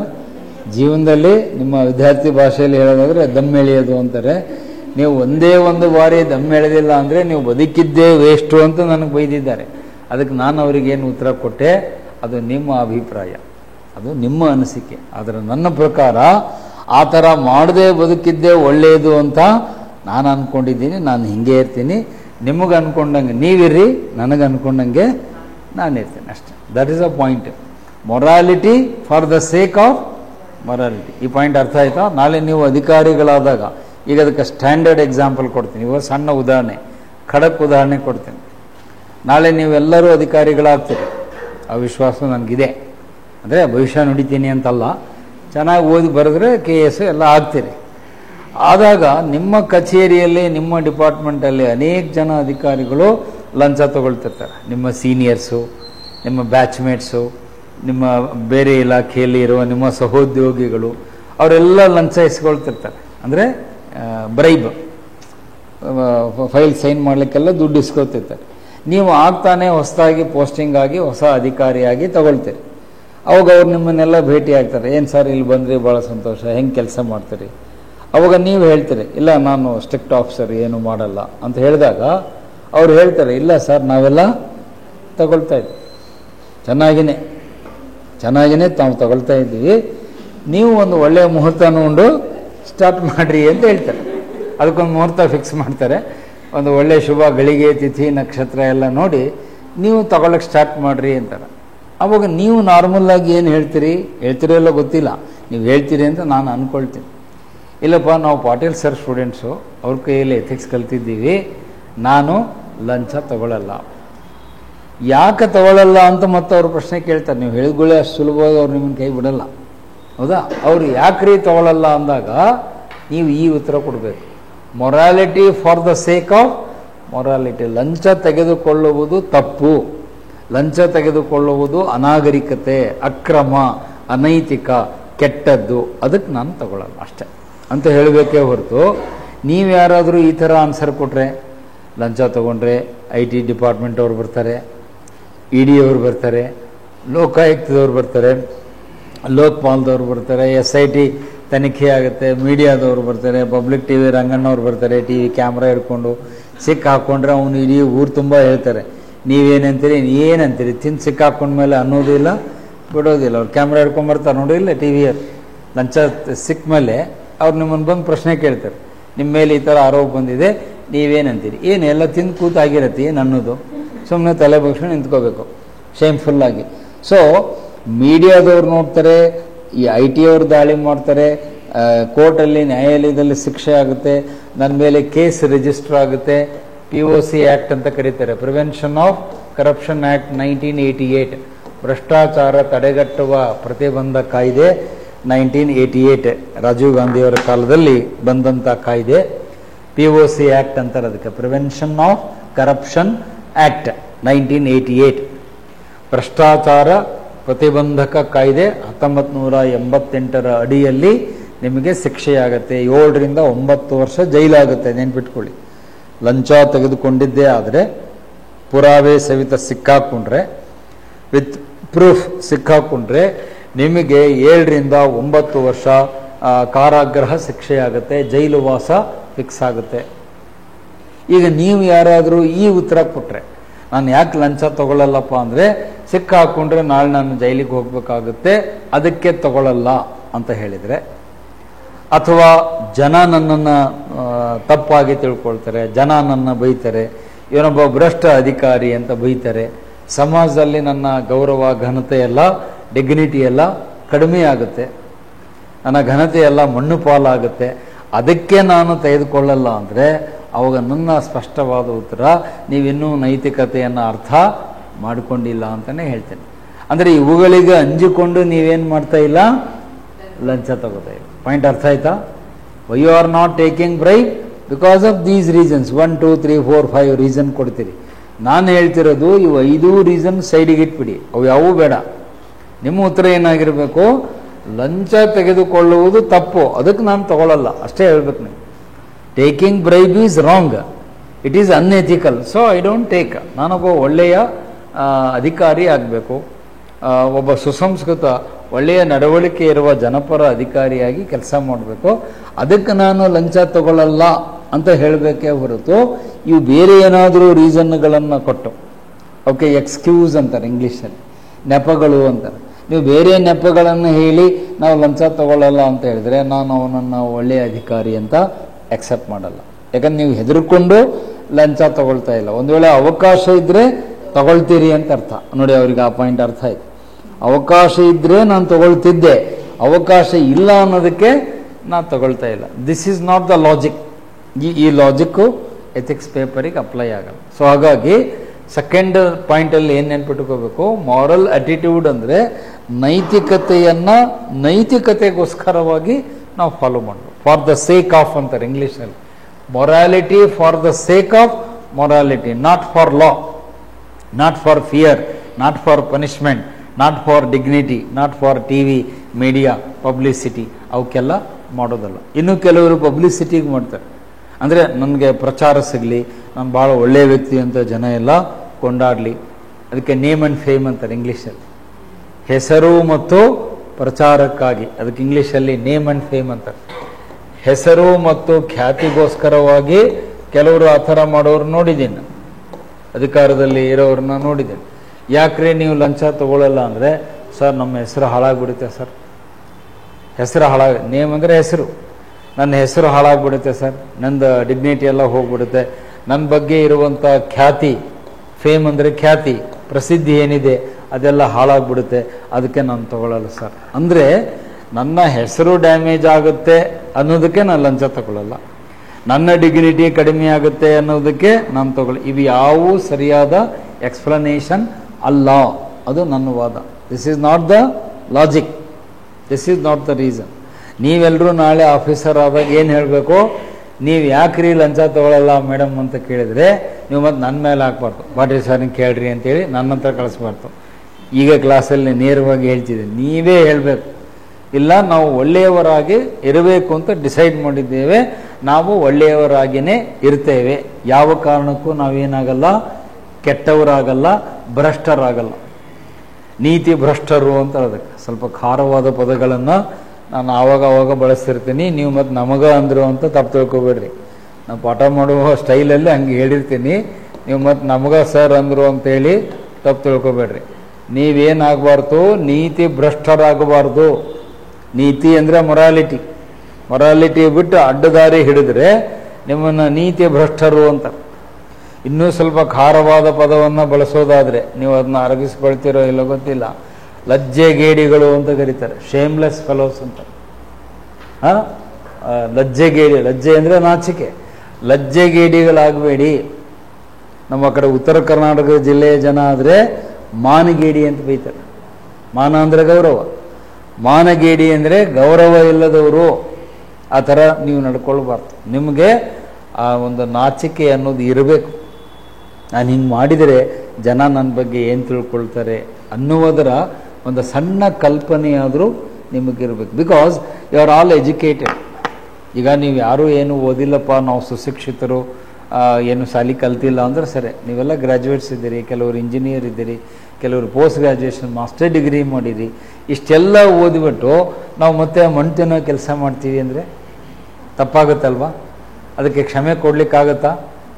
ನೀವು ಯಾರಾದರೂ ಒಬ್ಬರು ಸರ್ ನಾವು ಈಗ ಮಾಡಿದರೆ ಕ್ಷಮಿಸ್ತೀವಿ ಅನ್ನೋರು ಇದ್ದರೆ ಹೇಳಿ ನೋಡೋಣ ಕ್ಲಾಸಲ್ಲಿ. ಸರ್ ಯಾರಾದರೂ ಲಂಚ ತೊಗೊಂಡಿರೋ ವ್ಯಕ್ತಿಯನ್ನು ನಾನು ಕ್ಷಮಿಸ್ತೇನೆ ಅನ್ನೋರು ಯಾರಾದರೂ ಇದ್ದೀರಾ? Race your hand. ಯಾರೋ ಒಬ್ಬ XYZ ವ್ಯಕ್ತಿ, ಅವನೇ ಇರಲಿ, ಲಂಚ ತೊಗೊಂಡಿದ್ದಾನೆ ಅಂತೇಳಿ ನಿಮಗೆ ಗೊತ್ತಾಗುತ್ತೆ ಅವನು ತೊಗೊಂಡಿದ್ದಾನೆ ಅಂತ. ಅವನ ಬಗ್ಗೆ ನಿಮ್ಮ ರೆಸ್ಪಾನ್ಸ್ ಏನು? ನಿಮ್ಮ ಪ್ರತಿಕ್ರಿಯೆ ಏನು? ನೀವು ಅವನನ್ನು ಗೌರವಿಸ್ತಿರೋ ಬೈತಿರೋ? ಅವನು ಬೈಬೇಕು. ನೋಡಪ್ಪ ನೀನು ಮಾಡಿದ ತಪ್ಪು, ನೀನು ಮಾಡಿದ್ದನ್ನು ನಾನು ಸಮರ್ಥನೆ ಮಾಡಲಿಕ್ಕೆ ಆಗಲ್ಲ ಅಂತ ಹೇಳಬೇಕು. ಈಗ ಆ ಥರ ಆಗಲ್ಲ ಅಂತ ಹೇಳೋಕೆ ಮುಂಚೆ ನೀವೇನಾಗಿರಬೇಕು? ನೀವು ಶುದ್ಧ ಹಸ್ತರಾಗಿರಬೇಕು. ಅದೇ ಪಾಯಿಂಟ್. ನಾವು ಶುದ್ಧ ಹಸ್ತರಾಗದೇ ಏನೊಬ್ಬನ್ನ ಬೈಲಿಕ್ಕೆ ನನಗೆ ಹಕ್ಕಿಲ್ಲ. ನಾನು ಈಗ ತಾನೇ ಸರ್ ಹತ್ರ ಚೇಂಬರಲ್ಲಿ ಕೂತಾಗ ಅದೇ ಮಾತಾಡ್ತಾ ಇದ್ದೆ. ನನಗೆ ಟೀ ಕುಡಿಯೋದು ಹವ್ಯಾಸ, ದಿನಕ್ಕೊಂದು 2-3 ಸಾರಿ ಟೀ ಕುಡಿತೇನೆ. ನಾನು ಎಲ್ಲಿವರೆಗೆ ಟೀ ಕುಡಿಯೋದನ್ನು ನಿಲ್ಲಿಸೋದಿಲ್ವೋ ಅಲ್ಲಿವರೆಗೆ ನನ್ನ ವಿದ್ಯಾರ್ಥಿಗಳಿಗೆ ಟೀ ಕುಡಿಯಬೇಡ್ರಿ ಅಂತ ನಾನು ಹೇಳಲ್ಲ, ಎಂದೂ ಕ್ಲಾಸಲ್ಲಿ ಅದನ್ನು ಹೇಳಲ್ಲ. ಯಾಕೆ? ನೀವು ಫಸ್ಟ್ ನನಗೇನು ಪ್ರಶ್ನೆ ಕೇಳ್ತೀರಿ, ಸರ್ ನೀವು ಕುಡಿಯೋದು ಮೊದಲು ಬಂದ್ ಮಾಡಿ ಅಂತಿರೋ ಇಲ್ಲೋ? ನಾನು ಟೀ ಕುಡಿದು ಬಂದ್ಬಿಟ್ಟು ನಿಮಗೆ ಟೀ ಕುಡಿಯಬೇಡ್ರಿ ಅಂತ ಹೇಳುವ ನೈತಿಕತೆ ನನಗಿಲ್ಲ. ಫಸ್ಟ್ ನಾನು ಅದ್ರಲ್ಲಿ ಸ್ಟಾಪ್ ಮಾಡಬೇಕು. ನಾನು ಟೀ ಕುಡಿಯೋದು ನಿಲ್ಲಿಸ್ಬಿಟ್ಟು ಆಮೇಲೆ ಬಂದು ನಿಮ್ಗೆ ಹೇಳ್ಬೋದು, ಇಲ್ಲಪ್ಪ ಟೀ ಕುಡಿಯಬೇಡ್ರಿ, ಅದು ಆ್ಯಸಿಡಿಟಿ ಆಗುತ್ತೆ, ಒಳ್ಳೆಯದಲ್ಲ, ಅದ್ರ ಬದಲು ಏನಾದ್ರು ಎಳ್ನೀರು ಕುಡೀರಿ, ಮಜ್ಜಿಗೆ ಕುಡೀರಿ, ಇಲ್ಲ ಯಾವುದಾದ್ರು ಫ್ರೂಟ್ ಜ್ಯೂಸ್ ಕುಡೀರಿ, ಆರೋಗ್ಯಕ್ಕೆ ಒಳ್ಳೇದು ಯಾವುದೋ ಕುಡೀರಿ ಅಂತ ಹೇಳಿದರೆ ನೀವು ಅದು ನಂಬ್ತಿರೋ ಬಿಡ್ತಿರೋ ಅದು ಬೇರೆ ವಿಚಾರ. ಅಟ್ಲೀಸ್ಟು ನನಗೆ ಹೇಳಲಿಕ್ಕಾದರೂ ಒಂದು ಮಾರಲ್ ರೈಟ್ ಅಂತಾರೆ, ಅದಕ್ಕೆ ನೈತಿಕ ಹಕ್ಕಿರುತ್ತೆ. ನಾನು ಎಲ್ಲಿವರೆಗೆ ಟೀ ಕುಡಿತಿರ್ತೀನೋ ಅಲ್ಲಿವರೆಗೆ ನಿಮಗೆ ಅಡ್ವೈಸ್ ಮಾಡಲಿಕ್ಕೆ ನನಗೆ ಯಾವ ಹಕ್ಕು ಇಲ್ಲ, ಇರೋದಿಲ್ಲ. ಇದು ಹಾಗೆ. ಹಾಗಾಗಿ morality for the sake of morality, ನೈತಿಕತೆಗೋಸ್ಕರವಾಗಿಯೇ. ಹೇಗೆ ನವಿಲು ತನ್ನ ಪಾಡಿಗೆ ತಾನು ಡ್ಯಾನ್ಸ್ ಮಾಡುತ್ತೆ, ಕೋಗಿಲೆ ತನ್ನ ಪಾಡಿಗೆ ತಾನು ಹಾಡಾಡುತ್ತೆ, ಆ ಪ್ರಕೃತಿಯ ಅಂಶಗಳೆಲ್ಲ ಅದ್ರ ಪಾಡಿಗೆ ಅವು ಕೆಲಸ ಮಾಡ್ತವೆ. ಚಂದ್ರ, ಸೂರ್ಯ ಅವರೆಲ್ಲ ತಮ್ಮ ಪಾಡಿಗೆ ತಾವು ಕೆಲಸ ಮಾಡ್ತಾರೆ. ಯಾರೋ ಹೊಗಳ್ತಾರೆ, ಯಾರೋ ಇದು ಮಾಡ್ತಾರೆ ಅಂತೇನಿಲ್ಲ. ನಮ್ಮ ಜಿ ಶಿವರುದ್ರಪ್ಪನವರ ಹಾಡು ಬರುತ್ತಲ್ಲ, ಅಂದು ಎದೆ ತುಂಬಿ ಹಾಡಿದೆನೋ ಅಂದು ನಾನು ಕಿವಿ ಇಟ್ಟು ಕೇಳಿದಿರಿ, ಅಂದು ನೀವು ಹಾಡುವುದು ನನಗೆ ಅನಿವಾರ್ಯ ಅಂತ ಒಂದು ಭಾವಗೀತೆ ಇದೆ ಶಿವರುದ್ರಪ್ಪನವರು. ಹಾಗೆ ನಾವು ಒಳ್ಳೆಯವರಾಗಿರಬೇಕು ಅನ್ನುವ ಕಾರಣಕ್ಕೆ ಒಳ್ಳೆಯವರಾಗಿರೋಣೇ ಹೊರತು ನಮಗೆ ಬೇರೆ ಕಂಪ್ಯಾರಿಸನ್ಸು ಮಾಡಿದರೆ ಈ ಥರ ಆಗುತ್ತೆ, ಬಿಟ್ಟರೆ ಈ ಥರ ಆಗುತ್ತೆ, ಅವು ಯಾವುದೂ ಕನ್ಸಿಡರೇಷನ್ಸ್ ನಮಗೆ ಬೇಡ. ಅದನ್ನು ಇಂಗ್ಲೀಷ್ ಮೀಡಿಯಂ ವಿದ್ಯಾರ್ಥಿಗಳಿಗೆ ಒಂದು ಟೆಕ್ನಿಕಲ್ ವರ್ಡಿಗೆ ಬಳಸ್ತೀನಿ. ಎಕ್ಸ್ಟ್ರೇನಿಯಸ್ ವಿಷಯಗಳನ್ನು ನೀವು ತಲೆಯಲ್ಲಿ ಇಟ್ಕೋಬಾರ್ದು. ಎಕ್ಸ್ಟ್ರೇನಿಯಸ್ ಮ್ಯಾಟರ್ಸ್ ಅಂತಾರೆ. ಇತರೆ ವಿಷಯಗಳನ್ನು ಪರಿಗಣನೆಗೆ ತೆಗೆದುಕೊಂಡು ನೀವು ನೈತಿಕತೆಗೆ ಬರಬೇಡ್ರಿ. ಎಕ್ಸ್ಟ್ರೇನಿಯಸ್ ಮ್ಯಾಟರ್ಸ್ ಅಂತಾರೆ ಇಂಗ್ಲೀಷಲ್ಲಿ. ಎಕ್ಸ್ಟ್ರಾ ಅಂದರೆ ಹೊರಗಡೆ, ಇದು ಬಿಟ್ಟು ಹೊರಗಡೆ ಇರೋದಕ್ಕೆ ಎಕ್ಸ್ಟ್ರೇನಿಯಸ್ ಅಂತಾರೆ. ಆ ಎಕ್ಸ್ಟ್ರೇನಿಯಸ್ ಇಶ್ಯೂಸ್ಗಳನ್ನು ಇಟ್ಕೊಂಡು ಎಟ್ಸೆಟ್ರಾ ಈ ಥರ ವಿಷಯಗಳನ್ನ ಇಟ್ಕೊಂಡು ನೀವು ನೈತಿಕರಾಗಿದ್ದರೆ ಏನು ಪ್ರಯೋಜನ ಇಲ್ಲ. ನೀವು ನೈತಿಕರಾಗಿರಬೇಕು. ಯಾಕೆ ಅಂದರೆ ನನಗೆ ಒಳ್ಳೆಯದು ಬೇಕು ಅಷ್ಟೇ ಅಪ್ಪ. I want goodness, that's it. ನನಗೆ ಒಳ್ಳೆಯದು ಬೇಕು, ನಾನು ಒಳ್ಳೆಯವನಾಗಿರ್ತೇನೆ. ನಂಗೆ ಬೇರೆ ಏನು ಬೇಕಾಗಿಲ್ಲ. ನನಗೇನು ಪ್ರೈಸ್ ಬೇಡ, ಅವಾರ್ಡ್ ಬೇಡ, ಸನ್ಮಾನ ಬೇಡ, ಪದ್ಮ ವಿಭೂಷಣ ಅವಾರ್ಡ್ ಬೇಡ, ಕರ್ನಾಟಕ ರತ್ನ ಬೇಡ, ಇನ್ಯಾವ ಅವಾರ್ಡ್ಗಳು ಬೇಡ. ನಾನು ಒಳ್ಳೆಯವನಾಗಿರಬೇಕು ಅಷ್ಟೇ. ನನಗದು ಖುಷಿ ಕೊಡುತ್ತೆ ಅಷ್ಟೇ. I want to be good and being good I am happy ಅಷ್ಟೇ. ಒಳ್ಳೆಯವನಾಗಿರೋದ್ರಿಂದ ನನ್ನ ಮನಸ್ಸಿಗೆ ಖುಷಿ ಕೊಡುತ್ತಪ್ಪ, ನಾನು ಹಿಂಗಿರ್ತೀನಿ ಅಷ್ಟೇ. ನೀ ಏನಾರು ಮಾಡ್ಕೋದು, ನಿನಗೆ ಬಿಟ್ಟಿದ್ದು. ನಾನು ನಿಂದು ವಿಚಾರದಲ್ಲಿ ಅಡ್ಡು ಬರಲ್ಲ, ನನ್ನ ಪಾಡಿಗೆ ನಾನು ಹೀಗಿರ್ತೇನೆ ಅನ್ನುವ ನಿಲುವು ನಿಮ್ಮಲ್ಲಿ ಬಂದರೆ ನಿಮಗೆ ಆ ಎಥಿಕ್ಸ್, ಮಾರಲ್ ಆಟಿಟ್ಯೂಡ್ ಅನ್ನೋದು ನಿಮ್ಮ ಹತ್ರ ಇದೆ. ಆ ಸರಿಯಾದ ದೃಷ್ಟಿಕೋನ ನೈತಿಕತೆಯ ಬಗ್ಗೆ ನಿಮಗೆ ಇದೆ ಅಂತ ಪ್ರೂವ್ ಆಗುತ್ತೆ. ಇದು ಎರಡನೇದು. ಇನ್ನು ಅದರಲ್ಲೇ ಮೂರನೇದು ಒಂದು ಎಕ್ಸ್ಪ್ಲನೇಷನ್ ಬರುತ್ತೆ. ಮಾರಲ್ ಆಟಿಟ್ಯೂಡ್ ಯಾಕೆ ಬೇಕು ಅಂತಂದರೆ it leads to excellency. Note ಮಾಡಿ. ಯಾರು ನೈತಿಕತೆಯನ್ನು ಬೆಳೆಸ್ಕೊಂಡು ಬರ್ತಾರೋ ಅವರಲ್ಲಿ ಶ್ರೇಷ್ಠತೆಯನ್ನು ಸಾಧಿಸುವುದಕ್ಕೆ ಸಾಧ್ಯ ಆಗುತ್ತೆ. ಅದಕ್ಕೆ ಎಕ್ಸಲೆನ್ಸಿ ಅಂತ ಕರೀತಾರೆ ಇಂಗ್ಲಿಷಲ್ಲಿ. ಎಕ್ಸಲೆನ್ಸಿ ಅಂದರೆ ಸರ್ವಶ್ರೇಷ್ಠವಾದದ್ದು, ಉತ್ಕೃಷ್ಟವಾದದ್ದು, ಎಲ್ಲಕ್ಕಿಂತಲೂ ಮಿಗಿಲಾದದ್ದು ಯಾವುದು ಅಂದರೆ ನೈತಿಕತೆ. Morality is the most excellent thing of our life. ನಮ್ಮ ಬದುಕಿನಲ್ಲಿ ನಾವು ಸಾಧಿಸಬೇಕಾದ ಅತಿ ದೊಡ್ಡ ಸಾಧನೆ ಅಂದರೆ ಬೇರೆ ಯಾವುದೂ ಅಲ್ಲ. ಒಳ್ಳೆಯವರು ಅಂತ ನೀವು ಅನಿಸ್ಕೊಂಡ್ಬಿಟ್ರೆ ಅದಕ್ಕಿಂತ ದೊಡ್ಡ ಸಾಧನೆ ನಿಮ್ಮ ಜೀವನದಲ್ಲಿ ಇನ್ನೇನೂ ಇಲ್ಲ. ಅದನ್ನೇ ನಿಮ್ಮ ಚಿತ್ರ ಸಾಹಿತಿಗಳು ಹಾಡಿನಲ್ಲಿ ಹೇಳಿದರು, ಒಳಿತು ಮಾಡು ಮನುಷ್ಯ ನೀನಿರುವುದು 3 ದಿವಸ. ನೀವಿರೋದು ಸ್ವಲ್ಪ ದಿವಸ ಈ ಭೂಮಿ ಮೇಲೆ ಇರ್ತೀರಿ.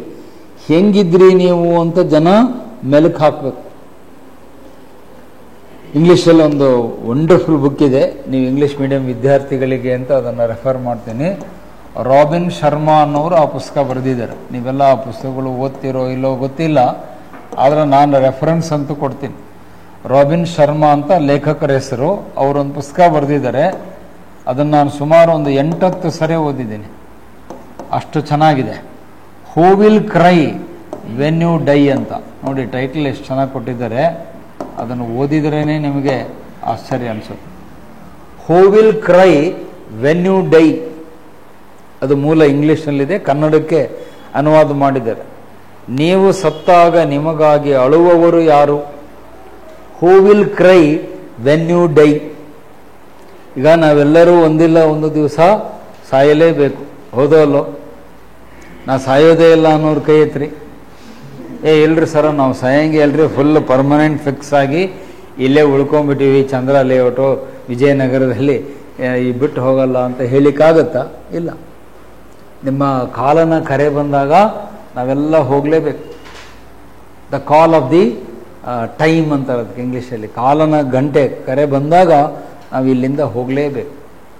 ಅದನ್ನೇ ದಾಸರು ಹಾಡಿನಲ್ಲಿ ಹೇಳ್ತಾರೆ, ಅಲ್ಲಿದೆ ನಮ್ಮ ಮನೆ ಇಲ್ಲಿ ಬಂದೆವು ಸುಮ್ಮನೆ. ಅಂದರೆ ನೀವು ಸುಮ್ಮನೆ ಬಂದಿರಿ ಅಂತಲ್ಲ, ನೀವು ಓದ್ಲಿಕ್ಕೆ ಬಂದಿರಿ, ಬ್ರ್ಯಾಕೆಟ್ನ ನೀವು ಬಿಟ್ಕೊಳ್ರಿ, ಸುಮ್ಮನೆ ಬಂದಿರಿ ಅಂತ ಹೇಳ್ಕೊಬೇಡ್ರಿ, ಓದ್ಲಿಕ್ಕೆ ಬಂದಿರಿ. ದಾಸರು ಹೇಳ್ತಾರೆ, ಅಲ್ಲಿದೆ ನಮ್ಮ ಮನೆ ಇಲ್ಲಿ ಬಂದೆವು ಸುಮ್ಮನೆ. ನಮ್ದು ಇಲ್ಲಿ ಏನು ಕೆಲಸ ಅಂದರೆ ಇರೋದೊಂದು ಸ್ವಲ್ಪ ದಿವಸ ಇರ್ತೀರಪ್ಪ, ಒಳ್ಳೆಯವರಾಗಿದ್ದು ಹೋಗ್ರಿ, ಬಿ ಗುಡ್.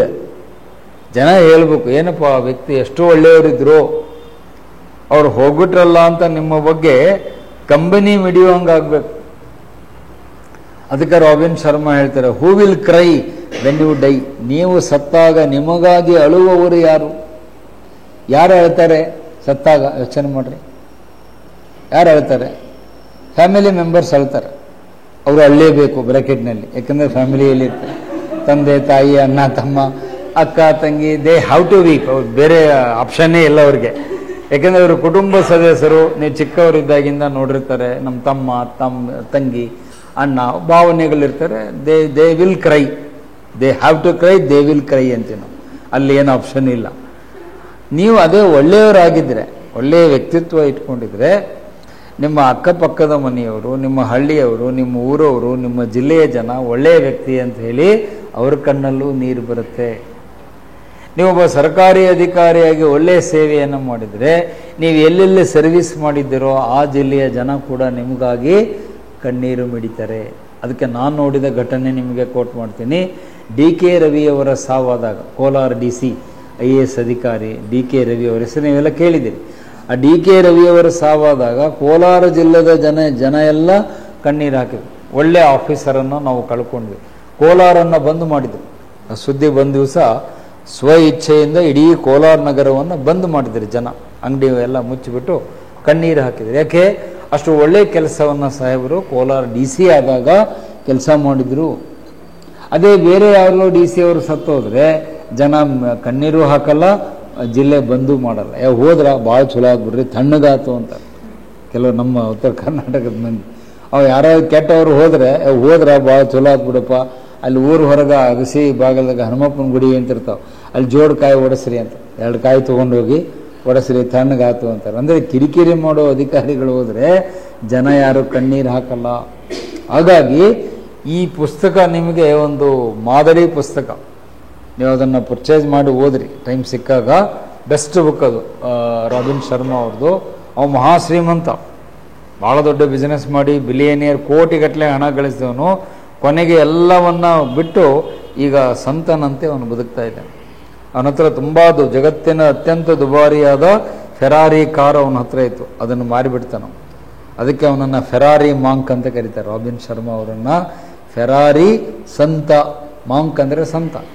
ತನ್ನೆಲ್ಲ ಐಶ್ವರ್ಯ ಆಸ್ತಿಯನ್ನೆಲ್ಲ ದಾನ ಮಾಡಿಬಿಟ್ಟು ಈಗ ಒಬ್ಬ ಸಂತನಾಗಿ ಸಾಮಾನ್ಯ ಬದುಕನ್ನು ಅವನು ಕಳೀತಾ ಇದ್ದಾನೆ. ಭಾರತದವನೇ ಅಮೆರಿಕದಲ್ಲಿ ಸೆಟ್ಲ್ ಆಗಿದ್ದಾರೆ. Robin Sharma, who will cry when you die ಅಂತ ಪುಸ್ತಕ, ಭಾಳ ಬೆಸ್ಟ್ ಬುಕ್. ಅದು ನಾನು ತುಂಬ ಇಷ್ಟಪಡುವಂಥ ಪುಸ್ತಕ. ನೀವು ಇದನ್ನು ಗಮನದಲ್ಲಿ ಇಟ್ಕೋಬೇಕು. ಯಾಕೆ ನಾವು ಇರೋದು ಸ್ವಲ್ಪ ದಿವಸ ಇದ್ದಾಗ ಏನಾದರೂ ಒಂದು ಶ್ರೇಷ್ಠವಾದ ಸಾಧನೆಯನ್ನು ನಾನು ಮಾಡಬೇಕು. ನನ್ನ ದೇಶದ ಜನರಿಗೆ, ನನ್ನ ರಾಜ್ಯದ ಜನರಿಗೆ, ನನ್ನ ಜಿಲ್ಲೆಯ ಜನರಿಗೆ, ನನ್ನ ಇಲಾಖೆಗೆ, ನೀವು ಯಾವ ಇಲಾಖೆಯಲ್ಲಿ ಕೆಲಸ ಮಾಡ್ತೀರೋ ಆ ಇಲಾಖೆಗೆ ನಿಮ್ಮಿಂದ ಒಂದೇನಾದರೂ ಕೊಡುಗೆ ಇರಬೇಕು. Make a contribution to the department where you work. Make a contribution to the district where you have served. Make a contribution to the state where you come from. ನಿಮ್ಮ ತಾಯ್ನಾಡಿಗೆ, ನಿಮ್ಮ ದೇಶಕ್ಕೆ, ನಿಮ್ಮ ರಾಜ್ಯಕ್ಕೆ, ನಿಮ್ಮ ಜನರಿಗೆ, ನಿಮ್ಮ ಇಲಾಖೆಗೆ ನೀವು ಏನಾದರೂ ಒಂದು ಒಳ್ಳೆಯ ಕೆಲಸ, ಕೊಡುಗೆಯನ್ನು ನಾವು ಮಾಡಬೇಕು. ಅದಕ್ಕೆ ನಮಗೆ ಈ ಮೊರಾಲಿಟಿ ಎನ್ನುವುದು ಸಹಾಯಕ್ಕಾಗುತ್ತೆ. ನೀವು ಆ ಮೊರಾಲಿಟಿ ಅನ್ನೋದು ಉಳಿಸ್ಕೊಳ್ಳಿಲ್ಲ ಅಂದರೆ ಶ್ರೇಷ್ಠತೆಯನ್ನು ನೀವು ಮೆರೀಲಿಕ್ಕೆ ಸಾಧ್ಯ ಆಗಲ್ಲ. ಅವಾಗ ನೀವೇನಾಗ್ತೀರಿ, 10ರಲ್ಲಿ 1 11 ಅಂತ ಹೇಳ್ತಾರೆ ಕನ್ನಡದಲ್ಲಿ. 10ರಲ್ಲಿ 1 11 ಅಂದರೆ 10 ಜನ ಇದ್ದರು, ಅವರಲ್ಲಿ ನೀವೊಬ್ಬರು 11ನೇದು, ಯು ಆರ್ 11th. 10 ಜನರ ಹೆಸರಿನಾಗಿ ನಿಮ್ಮದು ಒಂದು ಹೆಸರು ಆ್ಯಡ್ ಆಗುತ್ತೆ ಅಷ್ಟೇ. ನಿಮಗೂ ಅವರಿಗೂ ಯಾವುದೇ ವ್ಯತ್ಯಾಸ ಇರಲ್ಲ. You must be different, you must be unique. ಅದಕ್ಕೆ ಇಂಗ್ಲೀಷಲ್ಲಿ ಚೆನ್ನಾಗಿ ಹೇಳ್ತೀವಿ, ಬಿ ಯುನೀಕ್ ಅಂತ ಒಂದು ಪದ ಬಳಸ್ತಾರೆ. ಯುನೀಕ್ ಅಂದರೆ ವಿಶಿಷ್ಟ, ಅದ್ವಿತೀಯವಾದ. ಯುನೀಕ್ ಅಂದರೆ ಅದ್ವಿತೀಯವಾದ. ನೀವು ಎಲ್ಲರಂಗಿರಬಾರ್ದು, ನೀವು ಡಿಫರೆಂಟ್ ಇರಬೇಕು. You must be different and unique. Unique ಅಂದರೆ ವಿಶಿಷ್ಟ, ಅದ್ವಿತೀಯ. ನಿಮ್ಮ ಥರ ಯಾರೂ ಇಲ್ಲ, ನೀವು ಡಿಫರೆಂಟ್ ಆಗಿದ್ದೀರಿ ಅನ್ನುವುದು ಅಲ್ಲಿ ಸಂದೇಶ. ಆ ಯುನೀಕ್ನೆಸ್ ಅನ್ನೋದು ಯಾವಾಗ ಬರುತ್ತೆ, ಆ ವೈಶಿಷ್ಟ್ಯತೆ, ಅದ್ವಿತೀಯತೆ ಅನ್ನೋದು ಯಾವಾಗ ಬರುತ್ತೆ ಅಂದರೆ ನೀವು ಆ ಒಂದು ಮೌಲ್ಯಗಳನ್ನು, ಆ ನೈತಿಕ ಮೌಲ್ಯಗಳನ್ನು ಎತ್ತಿ ಹಿಡಿದಾಗ. ಆ ಮೌಲ್ಯಗಳಿಗಾಗಿಯೇ ನಾವು ಬದುಕಬೇಕು. Man should live for values. ಇಂಗ್ಲೀಷ್ನಲ್ಲಿ man should live for values. ಮನುಷ್ಯ ಇರುವುದೇ ಮೌಲ್ಯಗಳಿಗಾಗಿ, ಮೌಲ್ಯಗಳನ್ನು ಕಾಪಾಡುವುದಕ್ಕಾಗಿ, ಮೌಲ್ಯಗಳನ್ನು ಪಾಲಿಸುವುದಕ್ಕಾಗಿ. ಅದಕ್ಕೆಲ್ಲ ನಮಗೆ ಹಿಂದೆ ಇತಿಹಾಸದಲ್ಲಿ ಪಾಠಗಳು ನೀವು ಓದಿದ್ದೀರಿ, ಕಥೆಗಳನ್ನು ಕೇಳಿದ್ದೀರಿ. ರಾಮ ಯಾಕೆ ವನವಾಸಕ್ಕೆ ಹೋದ? ರಾಮ ಯಾಕೆ ಅಡವಿಗೆ ಹೋದ? ಅವನಿಗೆ ಯಾಕೆ ಮರ್ಯಾದಾ ಪುರುಷೋತ್ತಮ ಅಂತ ಕರೀತಾರೆ? ರಾಮ ಯಾಕೆ ವನವಾಸಕ್ಕೆ ಹೋದ? ಅವನು ಹೇಳ್ಬೋದಿತ್ತಲ್ಲ ತಂದೆಗೆ, ದಶರಥ ಮಹಾರಾಜನಿಗೆ, ನೀನು ಹೇಳಿದ ಮಾತಕ್ಕೆ ನಾನು ಹೋಗಲ್ಲ, ನೀನೇನೋ ಮಾತು ಕೊಟ್ಟಿದ್ರೆ ಅದು ನಿಮ್ಮ ವಿಚಾರ, ಕೈಕೇಯಿಗೂ ನಿಮಗೂ ಬಿಟ್ಟಿರೋ ವಿಚಾರ, ನೀವೇನಾರು ಮಾಡ್ಕೊಳ್ರಿ, ನಾನು ರಾಜ ಆಗೋದೆ, ನಾನು ಕಾಡಿಗೆ ಹೋಗಲ್ಲ ಅಂತ ರಾಮ ಹಠ ಹಿಡಿದಿದ್ರೆ ರಾಮಾಯಣ ಬರ್ತಿರ್ಲಿಲ್ಲ, ವಾಲ್ಮೀಕಿ ರಾಮಾಯಣ ಬರ್ತಿರ್ಲಿಲ್ಲ. ತಂದೆ ಹೇಳಿದ ಒಂದೇ ಮಾತಿಗೆ ಅವನೇನು ಮಾಡ್ದ? ಬ್ಯಾಗ್ ಹಾಕ್ಕೊಂಡು ಅನ್ಬೇಡ್ರಿ, ಬ್ಯಾಗ್ ಇರಲಿಲ್ಲ. ಮತ್ತು ನಿಮ್ಮ ಹುಡುಗರು ಬರ್ಬಿಡ್ತಾರೆ ಹಂಗೆ, ಬ್ಯಾಗ್ ಹಾಕ್ಕೊಂಡು ಹೋಗ್ಬಿಟ್ಟು ಆ ಕಾಡಿಗೆ. ಬ್ಯಾಗ್ ಇರಲಿಲ್ಲ ಆಗಿನ ಕಾಲದಲ್ಲಿ. ಬಿಲ್ಲು ಬಾಣ ಹಿಡ್ಕೊಂಡು ನಾರು ಮಡಿಯನ್ನು ಇಟ್ಟು ಅವನು ಹೊರಟುಬಿಟ್ಟ. ಆಯಿತು, ನಾನು 14 ವರ್ಷ ಕಾಡಿಗೆ ಹೋಗ್ತೀನಿ. ಅದು ಆದರ್ಶ. ರಾಮಾಯಣ ಯಾಕೆ ನಮಗೆ ಪವಿತ್ರ ಗ್ರಂಥ ಅಂದರೆ ಮನುಷ್ಯನ ಆದರ್ಶಗಳೇನು ಅನ್ನೋದು ರಾಮಾಯಣ ಕಲಿಸ್ಕೊಡುತ್ತೆ. Ramayana teaches you the highest noble values, ideals of our life. ಯಾರ್ಯಾರು ಹೆಂಗಿರಬೇಕು ಅನ್ನೋ ಮೌಲ್ಯಗಳು ಅದರಲ್ಲಿ ಬರ್ತವೆ. ಈಗ ಮುಂದೆ ಹೇಳೋದನ್ನು ಗಮನ ಕೊಟ್ಟು ಇಂಟ್ರೆಸ್ಟಿಂದ ಕೇಳಿ. ರಾಮನಿಗೆ ಪಟ್ಟಾಭಿಷೇಕ ಆಗಬಾರ್ದು ಅಂತ ಕೈಕೇಯಿ ಹಠ ಇತ್ತು, ಅವನು ಕಾಡಿಗೆ ಹೋಗಬೇಕಾಗಿತ್ತು, ಅವನು ಹೋದ. Why did Lakshmana went? Lakshmana ಯಾಕೆ ಹೋಗಬೇಕಾಗಿತ್ತು? ಜಗಳ ಬಂದಿದ್ದು ಯಾರ ವಿಚಾರದಲ್ಲಿ? ರಾಮನ ವಿಚಾರದಲ್ಲಿ. ರಾಮ ಯುವರಾಜ ಆಗಬಾರ್ದು ಅನ್ನೋದು ಅಷ್ಟೇ ಇತ್ತು ಜಗಳ. ಕೈಕೇಯಿಯ ಹಠ ಇತ್ತು, ನನ್ನ ಮಗ ಭರತ ಆಗಬೇಕು, ಅವನು ಮಾಡಬೇಡ ಅಂತ ವರ ಕೇಳಿದ. ರಾಮ ಕಾಡಿಗೆ ಹೋಗಿದ್ದು ಓಕೆ ಅಪ್ಪ, ಲಾಜಿಕಲಿ ರೈಟ್. ಲಕ್ಷ್ಮಣ ಯಾಕೆ ಹೋಗಬೇಕು? ಅವನು ಎಲ್ಲೂ ಪಿಕ್ಚರ್ನಲ್ಲಿ ಇಲ್ಲಲ್ಲ, ಅವನ ಬಗ್ಗೆ ಎಲ್ಲೂ ಗೊಂದಲ ಕಾಂಟ್ರವರ್ಸಿ ಇರಲಿಲ್ಲ. ಅವನು ಯಾಕೆ ಹೋಗಬೇಕು? ಅದು ನಮಗೆ ಅಲ್ಲಿ ಆದರ್ಶ. ಲಕ್ಷ್ಮಣ ಹೇಳ್ತಾನೆ, ರಾಮ ನೀನು ನನ್ನ ಹಿಂದೆ ಬರಬೇಡ, ವರ ಕೊಟ್ಟಿದ್ದು ತಂದೆ ನನ್ನ ಬಗ್ಗೆ, ನೀನು ಯಾಕೆ ಬರ್ತೀಯ, ನೀ ಇಲ್ಲೇ ಇರು, ನಾನು ಒಬ್ಬನೇ ಹೋಗ್ತೀನಿ ಅಂತಾನೆ. ಅವಾಗ ಲಕ್ಷ್ಮಣ ಏನು ಹೇಳ್ತಾನೆ, ಅಣ್ಣ ಕಾಡಿನಲ್ಲಿದ್ದಾಗ ನಾನು ಹೇಗೆ ಅರಮನೆಯಲ್ಲಿ ಇರಲಿ ಅಂತಾನೆ. ಅದು ಮೌಲ್ಯ. ಅಣ್ಣ ಅಡವಿಯಲ್ಲಿದ್ದಾಗ ನಾನು ತಮ್ಮನಾಗಿ ನಾನಿಲ್ಲ ಅರಮನೆಯಲ್ಲಿ ಭೋಗಭಾಗ್ಯಗಳನ್ನ ಮಾಡುವುದು ಎಷ್ಟು ಸರಿ? ನನ್ನ ಮನಸ್ಸು ಒಪ್ಪಲ್ಲ, ನಿನ್ನಿಂದ ನಾನು ಬರ್ತೇನೆ. I will also come with you. ನಂದು ಏನೂ ಅಲ್ಲಿ ವಿಷಯ ಇಲ್ಲ ಅಂದ್ರೂ ನಾನು ನಿನ್ನ ಹಿಂದೆ ಬರ್ತೇನೆ ಅಂತ ಅವನು ಕೂಡ ಬಿಲ್ಲು ಬಾಣ ಇಟ್ಕೊಂಡು ನಿಲ್ತಾನೆ. ಸರಿ, ತಮ್ಮ ಆಗಿದ್ದರಿಂದ ಓಕೆ ಅಂತ ಅನ್ಕೊಂಬೋಣ. ಈಗ ಇನ್ನೂ ಒಂದು ಈ ಕಡೆ ಇರೋರು ನೀವು ಗಮನ ಕೊಟ್ಟು ಕೇಳಬೇಕು, ಅವ್ರಿಗೆ ಅರ್ಥ ಆಯಿತು ಪಾಯಿಂಟು. ಸೀತೆ ನಾನೂ ಬರ್ತೀನಿ ಅಂತೇಳೆ, ಅವಳು ಯಾಕೆ ಹೋಗಬೇಕು? ಅವಳಿಗೂ ಈ ಇಶ್ಯೂಗೆ ಏನೂ ಸಂಬಂಧವೇ ಇಲ್ಲ. ಜಗಳ ಬಂದಿರೋದು ತಂದೆಗೂ ಕೈಕೇಯಿಗೂ ರಾಮನಿಗೂ ಬಂದಿರೋದಲ್ಲಿ ಸಮಸ್ಯೆ ಉದ್ಭವ ಆಗಿರೋದು ಅಲ್ಲಿ. ಟ್ರಯಾಂಗ್ಯುಲರ್ ಪ್ರಾಬ್ಲಮ್ ಅಂತೀವಿ, ದಶರಥ ಕೈಕೇಯಿ ರಾಮ, ಸಮಸ್ಯೆ ಅಲ್ಲೇ ಓಡಾಡ್ತಾ ಇದೆ. ಸೀತೆ ಯಾಕೆ ಹೋಗಬೇಕು? ಸೀತೆಗೂ ಹೇಳ್ತಾನೆ, ನೀನು ಬರಬೇಡ, ನೀನು ಈಗ ತಾನೇ ಮದುವೆ ಆಗಿದ್ದೀಯಾ, ನೀ ಇಲ್ಲೇ ಇರು ಅರಮನೆಯಲ್ಲಿ. ನನ್ನ ತಾಯಿ ಕೌಸಲ್ಯ ಅತ್ತೆ, ಇವನಿಗೆ ತಾಯಿ ಅವಳಿಗೆ ಅತ್ತೆ ಆಗ್ತಾಳೆ, ನೀನು ಅತ್ತೆ ಸೇವೆ ಮಾಡಿಕೊಂಡು ಅರಮನೆಯಲ್ಲಿರು, ನೀನು ಬರಬೇಡ ಅಂತ. ಅವಾಗ ಸೀತೆ ಏನು ಹೇಳ್ತಾಳೆ, ಗಂಡ ಎಲ್ಲಿರ್ತಾನೋ ಅವನ ಹಿಂದೆ ಹೋಗುವುದು ನನ್ನ ಕರ್ತವ್ಯ. Where is my husband, I should stay with my husband. ನೀ ಕಾಡಲ್ಲಿದ್ದರೆ ನಾನು ಕಾಡಲ್ಲಿರ್ತೀನಿ, ನಿನ್ನ ಬಿಟ್ಟು ನಾ ಇಲ್ಲಿ ಇರೋಕ್ಕಾಗಲ್ಲ ಅಂತ. ಅವಳು ಕೂಡ ಆ ಪೀತಾಂಬರ ತೆಗೆದು ನಾರು ಮುಡಿ ಉಟ್ಕೊಂಡು ನಿನ್ನ ಹಿಂದೆ ಕಾಡಿಗೆ ಬರ್ತೇನೆ. ಈ ಮೂರು ಜನರಲ್ಲಿ ನಾವು ಕಾಣುವಂಥದ್ದೇನು? ದ ಐಡಿಯಲ್ಸ್, ಆ ಮೌಲ್ಯಗಳು. ಈಗ ಅಲ್ಟಿಮೇಟ್ ಕ್ಲೈಮ್ಯಾಕ್ಸ್ ಪಾಯಿಂಟ್ ಹೇಳ್ತೇನೆ. ಈ ಮೂರೂ ಜನ ಕಾಡಿಗೆ ಹೋದ್ರು ಅಂತ ಸುದ್ದಿ ಗೊತ್ತಾದ ಕೂಡಲೇ ಜೋರಾಗಿ ಓಡಾಡಿಕೊಂಡು ಆ ದುಃಖವನ್ನು ತೋಡ್ಕೊಂಡು ಯಾರು ಬರ್ತಾರೆ? ಭರತ ಬರ್ತಾನೆ. ಕಥೆ ಗೊತ್ತಿದೆ ನಿಮಗೆಲ್ಲ, ರಾಮಾಯಣ ಕಥೆ, ಹೋಪ್ ರಿಮೆಂಬರ್ ಇದೆ ಅಂದ್ಕೊಳ್ತೇನೆ. ಭರತ ಬರ್ತಾನೆ. ಏನಂತ? ನನ್ನ ಅಣ್ಣನ ಇಲ್ಲದಿರುವಂಥ ರಾಜ್ಯ ಅಧಿಕಾರ ನನಗೆ ಬೇಡ. ನೋಡಿ ಇವನು ಆದರ್ಶ.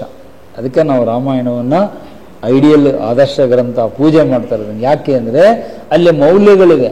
ಅಣ್ಣನಿಗೆ ಅಧಿಕಾರ ಇಲ್ಲ ಅಂದಮೇಲೆ ನಾನು ಆ ಸಿಂಹಾಸನದ ಮೇಲೆ ಕೂತ್ಕೊಳ್ಳಲ್ಲ. ಆ ಸಿಂಹಾಸನ ಏನಿದ್ರು ಅಣ್ಣನಿಗೆ ಸೇರಿದ್ದು, ಅವನೇ ರಾಜ ಆಗಬೇಕು, ನಾನು ಚಿಕ್ಕವನಾಗಿ ಅಲ್ಲಿ ಕೂಡಲ್ಲ ಅಂತ ಹೇಳಿ ಹಠ ಹಿಡಿತಾನೆ. ಅಷ್ಟರಲ್ಲಿ ಇವರಾಗಲೇ ಹೋಗ್ಬಿಟ್ಟಿರ್ತಾರೆ, ಕಾಡಿಗೆ ಹೋಗ್ಬಿಟ್ಟಿರ್ತಾರೆ. ಆವಾಗ ಭರತ ಅಲ್ಲಿಗೆ ಬರ್ತಾನೆ.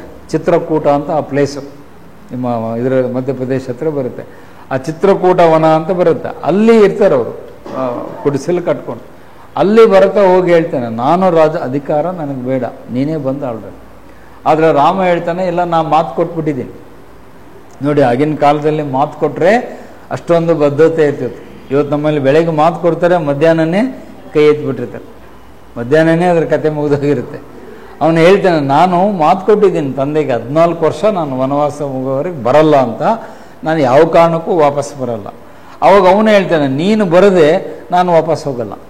ಭರತ ಹಠ ಹಿಡಿತಾನೆ, ನೀವು ಬರಲ್ಲ ಅಂದರೆ ನಾನು ವಾಪಸ್ ಅಯೋಧ್ಯೆಗೆ ಹೋಗಲ್ಲ, ನಾನು ಇಲ್ಲೇ ದೇಹತ್ಯಾಗ ಪ್ರಾಣ ಬಿಡ್ತೇನೆ ಅಂತ. ಪ್ರಾಣ ಬಿಡ್ಲಿಕ್ಕೆ ರೆಡಿ ಆಗ್ತಾನೆ.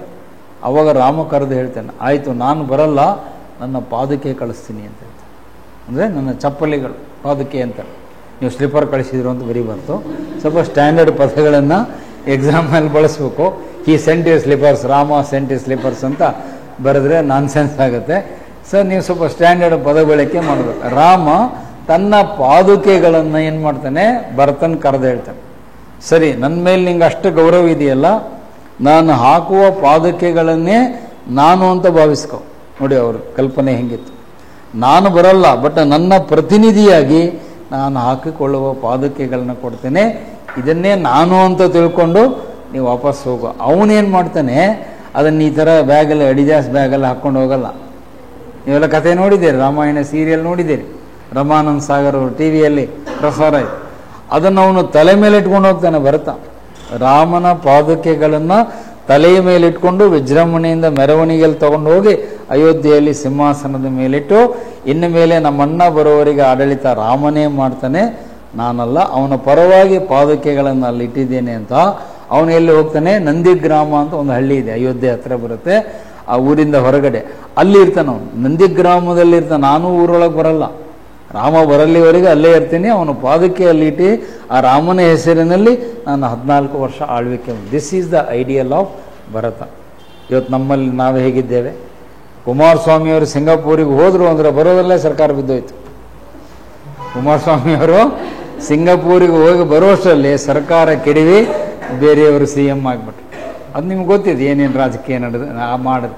ಅಂದರೆ ಅವರು ಅಲ್ಲಿ ಇಲ್ಲ ಅಂತಂದು ಇರೋದನ್ನೇ ಕಾಯ್ತಿರ್ತಾರೆ. ಸರ್ಕಾರ ಬೀಳಿಸಿ MLAಗಳನ್ನ ಖರೀದಿ ಮಾಡಿ ಕುದುರೆ ವ್ಯಾಪಾರ ಮಾಡಿ, ಕುದುರೆ ವ್ಯಾಪಾರವೋ ಕತ್ತೆ ವ್ಯಾಪಾರವೋ, ಇವು ಕುದುರೆಗಳೆಲ್ಲ ಕತ್ತೆಗಳಾಗ್ಬಿಟ್ಟಿವೆ. ಸೊ ಕುದುರೆ ವ್ಯಾಪಾರ ಮಾಡಿ MLAಗಳಿಗೆ ದುಡ್ಡು ಕೊಟ್ಟು ಖರೀದಿ ಮಾಡಿ ಸರ್ಕಾರವೇ ಬಿದ್ದೋಯ್ತು.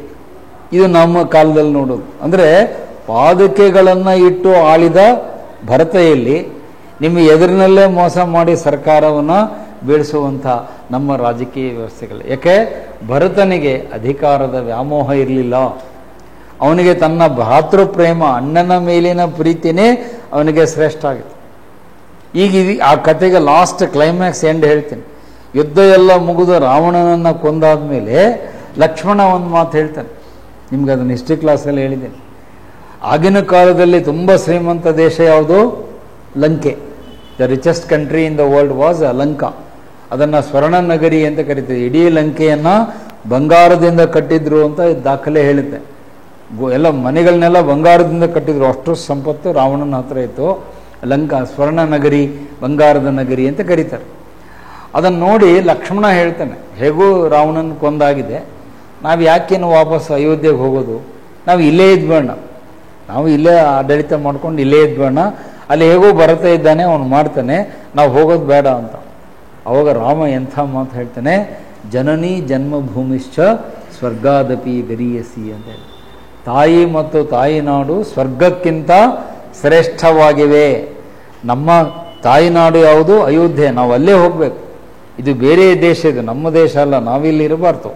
ಇದನ್ನು ಆಳಲಿಕ್ಕೆ ಅವನ ಸಹೋದರ ಇದ್ದಾನೆ, ಯಾರೋ ವಿಭೀಷಣ ಇದ್ದಾನೆ. ಅವನಿಗೆ ಪಟ್ಟಾಭಿಷೇಕ ಮಾಡಿ ನಿಮ್ಮ ಆಳ್ರೆ ನೀವು ಮಾಡಿಕೊಡ್ರಪ್ಪ ಅಂತ ನಾವು ಹೋಗಬೇಕು. ಮತ್ತು ಇನ್ನೊಂದು ಪಾಯಿಂಟ್ ಹೇಳ್ತೇನೆ ರಾಮ, ನಾವು ಯಾಕೆ ಅಲ್ಲಿ ಹೋಗಬೇಕು ಅಂದರೆ, ನಮಗೋಸ್ಕರವಾಗಿ ನಮ್ಮ ತಮ್ಮ ಅಲ್ಲಿ ಕಾಯ್ತಿದ್ದಾನೆ ಭರತ. ಅವನು ಹೇಳಿದ್ದಾನೆ, 14 ವರ್ಷ ಮುಗಿದ ಮೇಲೆ ನೀವು ಬರಲಿಲ್ಲ ಅಂದರೆ ನಾನು ಬೆಂಕಿಗೆ ಹಾರಿ ಪ್ರಾಣ ಕಳ್ಕೊಳ್ತೀನಿ ಅಂತ ಹೇಳ್ತಾನೆ. ನೋಡಿ, ಅಂದರೆ ಅವನ ಪ್ರೇಮ ಎಷ್ಟಿತ್ತು ಅಣ್ಣನ ಮೇಲೆ, ಗೌರವ ಎಷ್ಟಿತ್ತು. ನೀವು 14 ಇಯರ್ಸ್ ಆದಮೇಲೆ ಬರಲಿಲ್ಲ ಅಂದರೆ ನಾವು ಬೆಂಕಿಗೆ ಹಾರಿ ಪ್ರಾಣ ಅದಕ್ಕೆ ನೆನಪಿಸ್ತಾನೆ, ನೀವು ಮರ್ತುಬಿಟ್ಟು ಅದನ್ನು. ನಾವು ಹೋಗಲಿಲ್ಲ ಅಂದರೆ ಭರತ ಬೆಂಕಿಗೆ ಹಾರಿಕೊಂಡು ಪ್ರಾಣ ಕಳ್ಕೊಳ್ತಾನೆ. ಅದಕ್ಕೆ ನಾವೇ ಜವಾಬ್ದಾರಿ ಆಗಬೇಕಾಗತ್ತೆ. ಈ ತಕ್ಷಣವೇ ಇಲ್ಲಿಂದ ಅಲ್ಲಿಗೆ ಹೋಗಬೇಕು ಅಂತ ಹೇಳಿದಾಗ, ಆವಾಗಿನ ಕಾಲದಲ್ಲಿ ಏನಿತ್ತು? ವಿಮಾನ ಇತ್ತು, ಪುಷ್ಪಕ ವಿಮಾನ ಅಂತ ಕರೀತಾರೆ. ನೀವು ಈಗ ವಿಮಾನ ಇದೆ ಅಂತ ತಿಳ್ಕೊಂಡಿದ್ದೀರಿ. ರಾಮಾಯಣ ಕಾಲದಲ್ಲೇ ವಿಮಾನಗಳಿದ್ದವು, ಜನರಿಗೆ ಅವು ಗೊತ್ತಿತ್ತು. ಆ ಪುಷ್ಪಕ ವಿಮಾನದಲ್ಲಿ ಬಂದು ಅಯೋಧ್ಯೆಗೆ ಬಂದು ಇಳಿತಾನೆ. ಆವಾಗ ಭರತ ಮತ್ತು ಆ ಪಾದಕೆಯನ್ನು ತೆಗೆದು ನೀನೇ ರಾಜ್ಯಭಾರ ಮಾಡುವಂತ ಮತ್ತೆ ಅವನಿಗೆ ಅಧಿಕಾರ, ನಿಂದೇ ಸೀಟು ಅಲ್ಲೇ ಕೊಡೋದು. ಅಂದರೆ ಅರಸನಂತ ಹುದ್ದೆ ಬಂದರೂ ಕೂಡ ಭರತ ಕಣ್ಣೆತ್ತಿ ನೋಡದೆ ತನ್ನ ಅಣ್ಣನಿಗೆ ಗೌರವವನ್ನು ಸೂಚಿಸಿದ. ಇವತ್ತು ನಾವು BTS ಬಸ್ಸಲ್ಲಿ ಒಂದು ಸೀಟ್ ಕೊಡ್ಲಿಕ್ಕೆ ರೆಡಿ ಇರೋದು, ಸಿಂಹಾಸನ ಹಾಳಾಗೋಯ್ತು. BTS ಅಲ್ಲಿ ಒಂದು ಸೀಟ್ ಸಿಕ್ಕರೆ ಜಲ್ದಿ ಪಕ್ಕದಾಗ ಕೂತಿರೋರಿಗೆ ಜಾಗ ಬಿಟ್ಕೊಡೋಕ್ಕೆ ಹಿಂದೆ ಮುಂದೆ ನೋಡ್ತೀವಿ. ಆದರೆ ಅಧಿಕಾರವೇ ಬೇಡ ಎಂದು ಹೋದಂಥ ವ್ಯಕ್ತಿ ನಮ್ಮ ಭರತ. ಅವನ ಹೆಸರನ್ನೇ ಈ ದೇಶಕ್ಕೆ ಇಟ್ಟಿರೋದು. ನೆನ್ಪಿಟ್ಕೊಳ್ಳಿ, ನಮ್ಮ ದೇಶಕ್ಕೆ ಹೆಸರು ಬಂದಿದ್ದೇ ಭರತ ಚಕ್ರವರ್ತಿಯಿಂದ ಭಾರತ. ಇದಕ್ಕೆ ನಮ್ಮ ದೇಶಕ್ಕೆ ಭಾರತ ಅಂತ ಹೆಸರು ಬಂದಿದ್ದೆ ಅವನಿಂದ. That is how the name got for this country. So ಹಾಗಾಗಿ ಆ ರಾಮಾಯಣದ ಪ್ರಸಂಗ ಯಾಕೆ ನಿಮಗೆ ಹೇಳಿದೆ ಅಂದರೆ, ಅಷ್ಟೊಂದು ಉನ್ನತ ಮೌಲ್ಯಗಳಿಗೆ ನಿಮಗೆ ಹೋಗಲಿಕ್ಕೆ ಈ ಮೊರಾಲಿಟಿ ಎನ್ನುವುದು ದಾರಿ ಮಾಡಿಕೊಡುತ್ತೆ. ಆ ಶ್ರೇಷ್ಠತೆಯನ್ನು ಪಡೆದುಕೊಳ್ಳುವುದಕ್ಕೆ ನಿಮಗೆ ಇರುವ ಸಾಧನ ಅಂದರೆ ನೈತಿಕತೆ. ಯಾರ್ಯಾರು ಆ ನೈತಿಕತೆಯನ್ನು ಫಾಲೋ ಮಾಡಿದ್ದಾರೆ ಅವರೆಲ್ಲ ಜಗತ್ತಿನಲ್ಲಿ ಶ್ರೇಷ್ಠ ವ್ಯಕ್ತಿಗಳಾಗಿದ್ದಾರೆ. ಎಲ್ಲ ಜಗತ್ತಿನ ಶ್ರೇಷ್ಠ ವ್ಯಕ್ತಿಗಳಾಗಿ those who have followed ethics have been the best persons, the noble persons in the world. ಯಾರು ನೈತಿಕತೆಯನ್ನು ಧಿಕ್ಕರಿಸಿದ್ದಾರೆ ಅವರೆಲ್ಲ ಇತಿಹಾಸದಲ್ಲಿ ಹಾಳಾಗಿ ಹೋಗಿದ್ದಾರೆ. ಅದು ರಾವಣ ಆಗಿರ್ಬೋದು, ಹಿರಣ್ಯಕಶಿಪು ಆಗಿರ್ಬೋದು, ದುಷ್ಟರು ಅಂತ ನಾವೇನು ಕರಿತೀವಿ, ಅವರೆಲ್ಲ ಹಾಳಾಗುವುದಕ್ಕೆ ಕಾರಣ ಏನು ಅಂದರೆ ನೈತಿಕತೆಯನ್ನು ಕೈಬಿಟ್ರು. ಕೌರವರು ಯಾಕೆ ಹಾಳಾದ್ರು? 101 ಜನ ಕೌರವರು ಯಾಕೆ ಹಾಳಾದ್ರು? ಒಬ್ಬರು ಯಾಕೆ ಬದುಕುಳಿಲಿಲ್ಲ ಅಂದರೆ ಎಲ್ಲರೂ ಅನೈತಿಕ ಅಧರ್ಮದ ತಪ್ಪು ಮಾರ್ಗದಲ್ಲಿ ಹೆಜ್ಜೆ ಇಟ್ಟರು, ಇನ್ಕ್ಲೂಡಿಂಗ್ ದುರ್ಯೋಧನನ್ನು ಸೇರಿಕೊಂಡು. ಹಾಗಾಗಿ ಕೌರವರು ನಾಶರಾದರು. ಆದರೆ ಪಾಂಡವರು 5 ಜನ ಇದ್ರೂ ಕೂಡ ಅವ್ರು ಯಾಕೆ ಉಳ್ಕೊಳ್ತಾರೆ ಯುದ್ಧದ ಕೊನೆಯಲ್ಲಿ ಅಂದರೆ ಅವರು ಸತ್ಯದ ನ್ಯಾಯದ ಮಾರ್ಗದಲ್ಲಿ ಇದ್ದರು. ಅವ್ರು ನ್ಯಾಯದ ಮಾರ್ಗದಲ್ಲಿ ಇದ್ರು ಅನ್ನೋದಕ್ಕೆ ಎವಿಡೆನ್ಸ್ ಲಾಸ್ಟಲ್ಲಿ ಬರುತ್ತೆ, ಕಥೆಯ ಅಂತಿಮ ಘಟ್ಟದಲ್ಲಿ ಬರುತ್ತೆ. ಕೃಷ್ಣ ಸಂಧಾನಕ್ಕೆ ಬರ್ತಾನೆ. I hope you know the story of Mahabharat. ಆ ಸಂಧಾನಕ್ಕೆ ಬಂದಾಗ ಕೃಷ್ಣ ಹೇಳ್ತಾನೆ, ನಮಗೆ ಅರ್ಧ ರಾಜ್ಯ ಕೊಡೋದೇನು ಬೇಡ, 5 ಹಳ್ಳಿ ಕೊಡು ಸಾಕು ಅಂತ ಹೇಳ್ತಾನೆ. ಕತೆ ಕೇಳಿರಲು ಹಿಯರ್ ಡಿಮ್ಯಾಂಡ್ಸ್ ಓನ್ಲಿ 5 ವಿಲೇಜ್, 5 ಸಣ್ಣ ಹಳ್ಳಿಗಳನ್ನು ಕೊಟ್ಬಿಡಿ, 5 ಪಾಂಡವರಿಗೆ 5 ಹಳ್ಳಿಗಳು ಕೊಡಿ, ಆ ಹಳ್ಳಿಯಲ್ಲೇನೆ ಅವರು ಆರಾಮಾಗಿರ್ತಾರೆ, ಇದು ಮುಕ್ಕಿದ್ದೆಲ್ಲ ರಾಜ್ಯ ನೀನೇ ಇಟ್ಕೋ ಅಂತ ದುರ್ಯೋಧನನಿಗೆ ಹೇಳಿದ್ರು ಕೂಡ ದುರ್ಯೋಧನ ಎಂಥ ಅಹಂಕಾರದ ಮಾತು ಹೇಳ್ತಾನೆ, 5 ಹಳ್ಳಿ ಅಲ್ಲ 5 ಸೂಜಿ ಮೊನೆಯಷ್ಟು ನೆಲವನ್ನು ಕೊಡಲ್ಲ ಅಂತ ಹೇಳ್ತಾರೆ.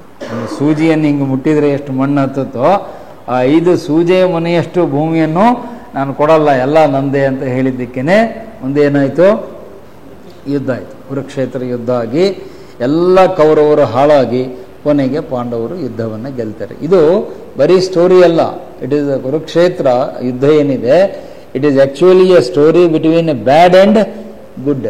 ಒಳ್ಳೆಯದು ಮತ್ತು ಕೆಟ್ಟದರ ನಡುವಿನ ಯುದ್ಧವೇ ಮಹಾಭಾರತ. ನಮ್ಮ ದೇಶದಲ್ಲಿ ನಡೆದಿದ್ದರಿಂದ ಮಹಾಭಾರತ, ನಮ್ಮ ದೇಶದ ಹೆಸರೇ ಭಾರತ, ಅದಕ್ಕಾಗಿ ನಡೆದ ಯುದ್ಧ ಮಹಾಭಾರತ. ಸೊ ಹಾಗಾಗಿ ರಾಮಾಯಣ ಮತ್ತು ಮಹಾಭಾರತಗಳನ್ನು ನಾವು ಬರೀ ಧರ್ಮಗ್ರಂಥಗಳು ಅಂತ ಕರೆಯಲ್ಲ, ಅವು ಮೌಲ್ಯದ ಗ್ರಂಥಗಳು. They are the text base to tell you the values of humanity, values of morality. ಆ ನೈತಿಕತೆಯ ಮೌಲ್ಯಗಳು ಒಂದೊಂದು ಪಾತ್ರದಲ್ಲೂ ಕೂಡ ನಿಮಗೆ ಬರುತ್ತೆ. ಇವನ್ ಕುವೆಂಪು ಅವರು ಕೂಡ ಆ ಪುಸ್ತಕವನ್ನು ಬರೆದು ಅವರು ಜ್ಞಾನಪೀಠ ಪ್ರಶಸ್ತಿ ತಗೊಂಡ್ರು.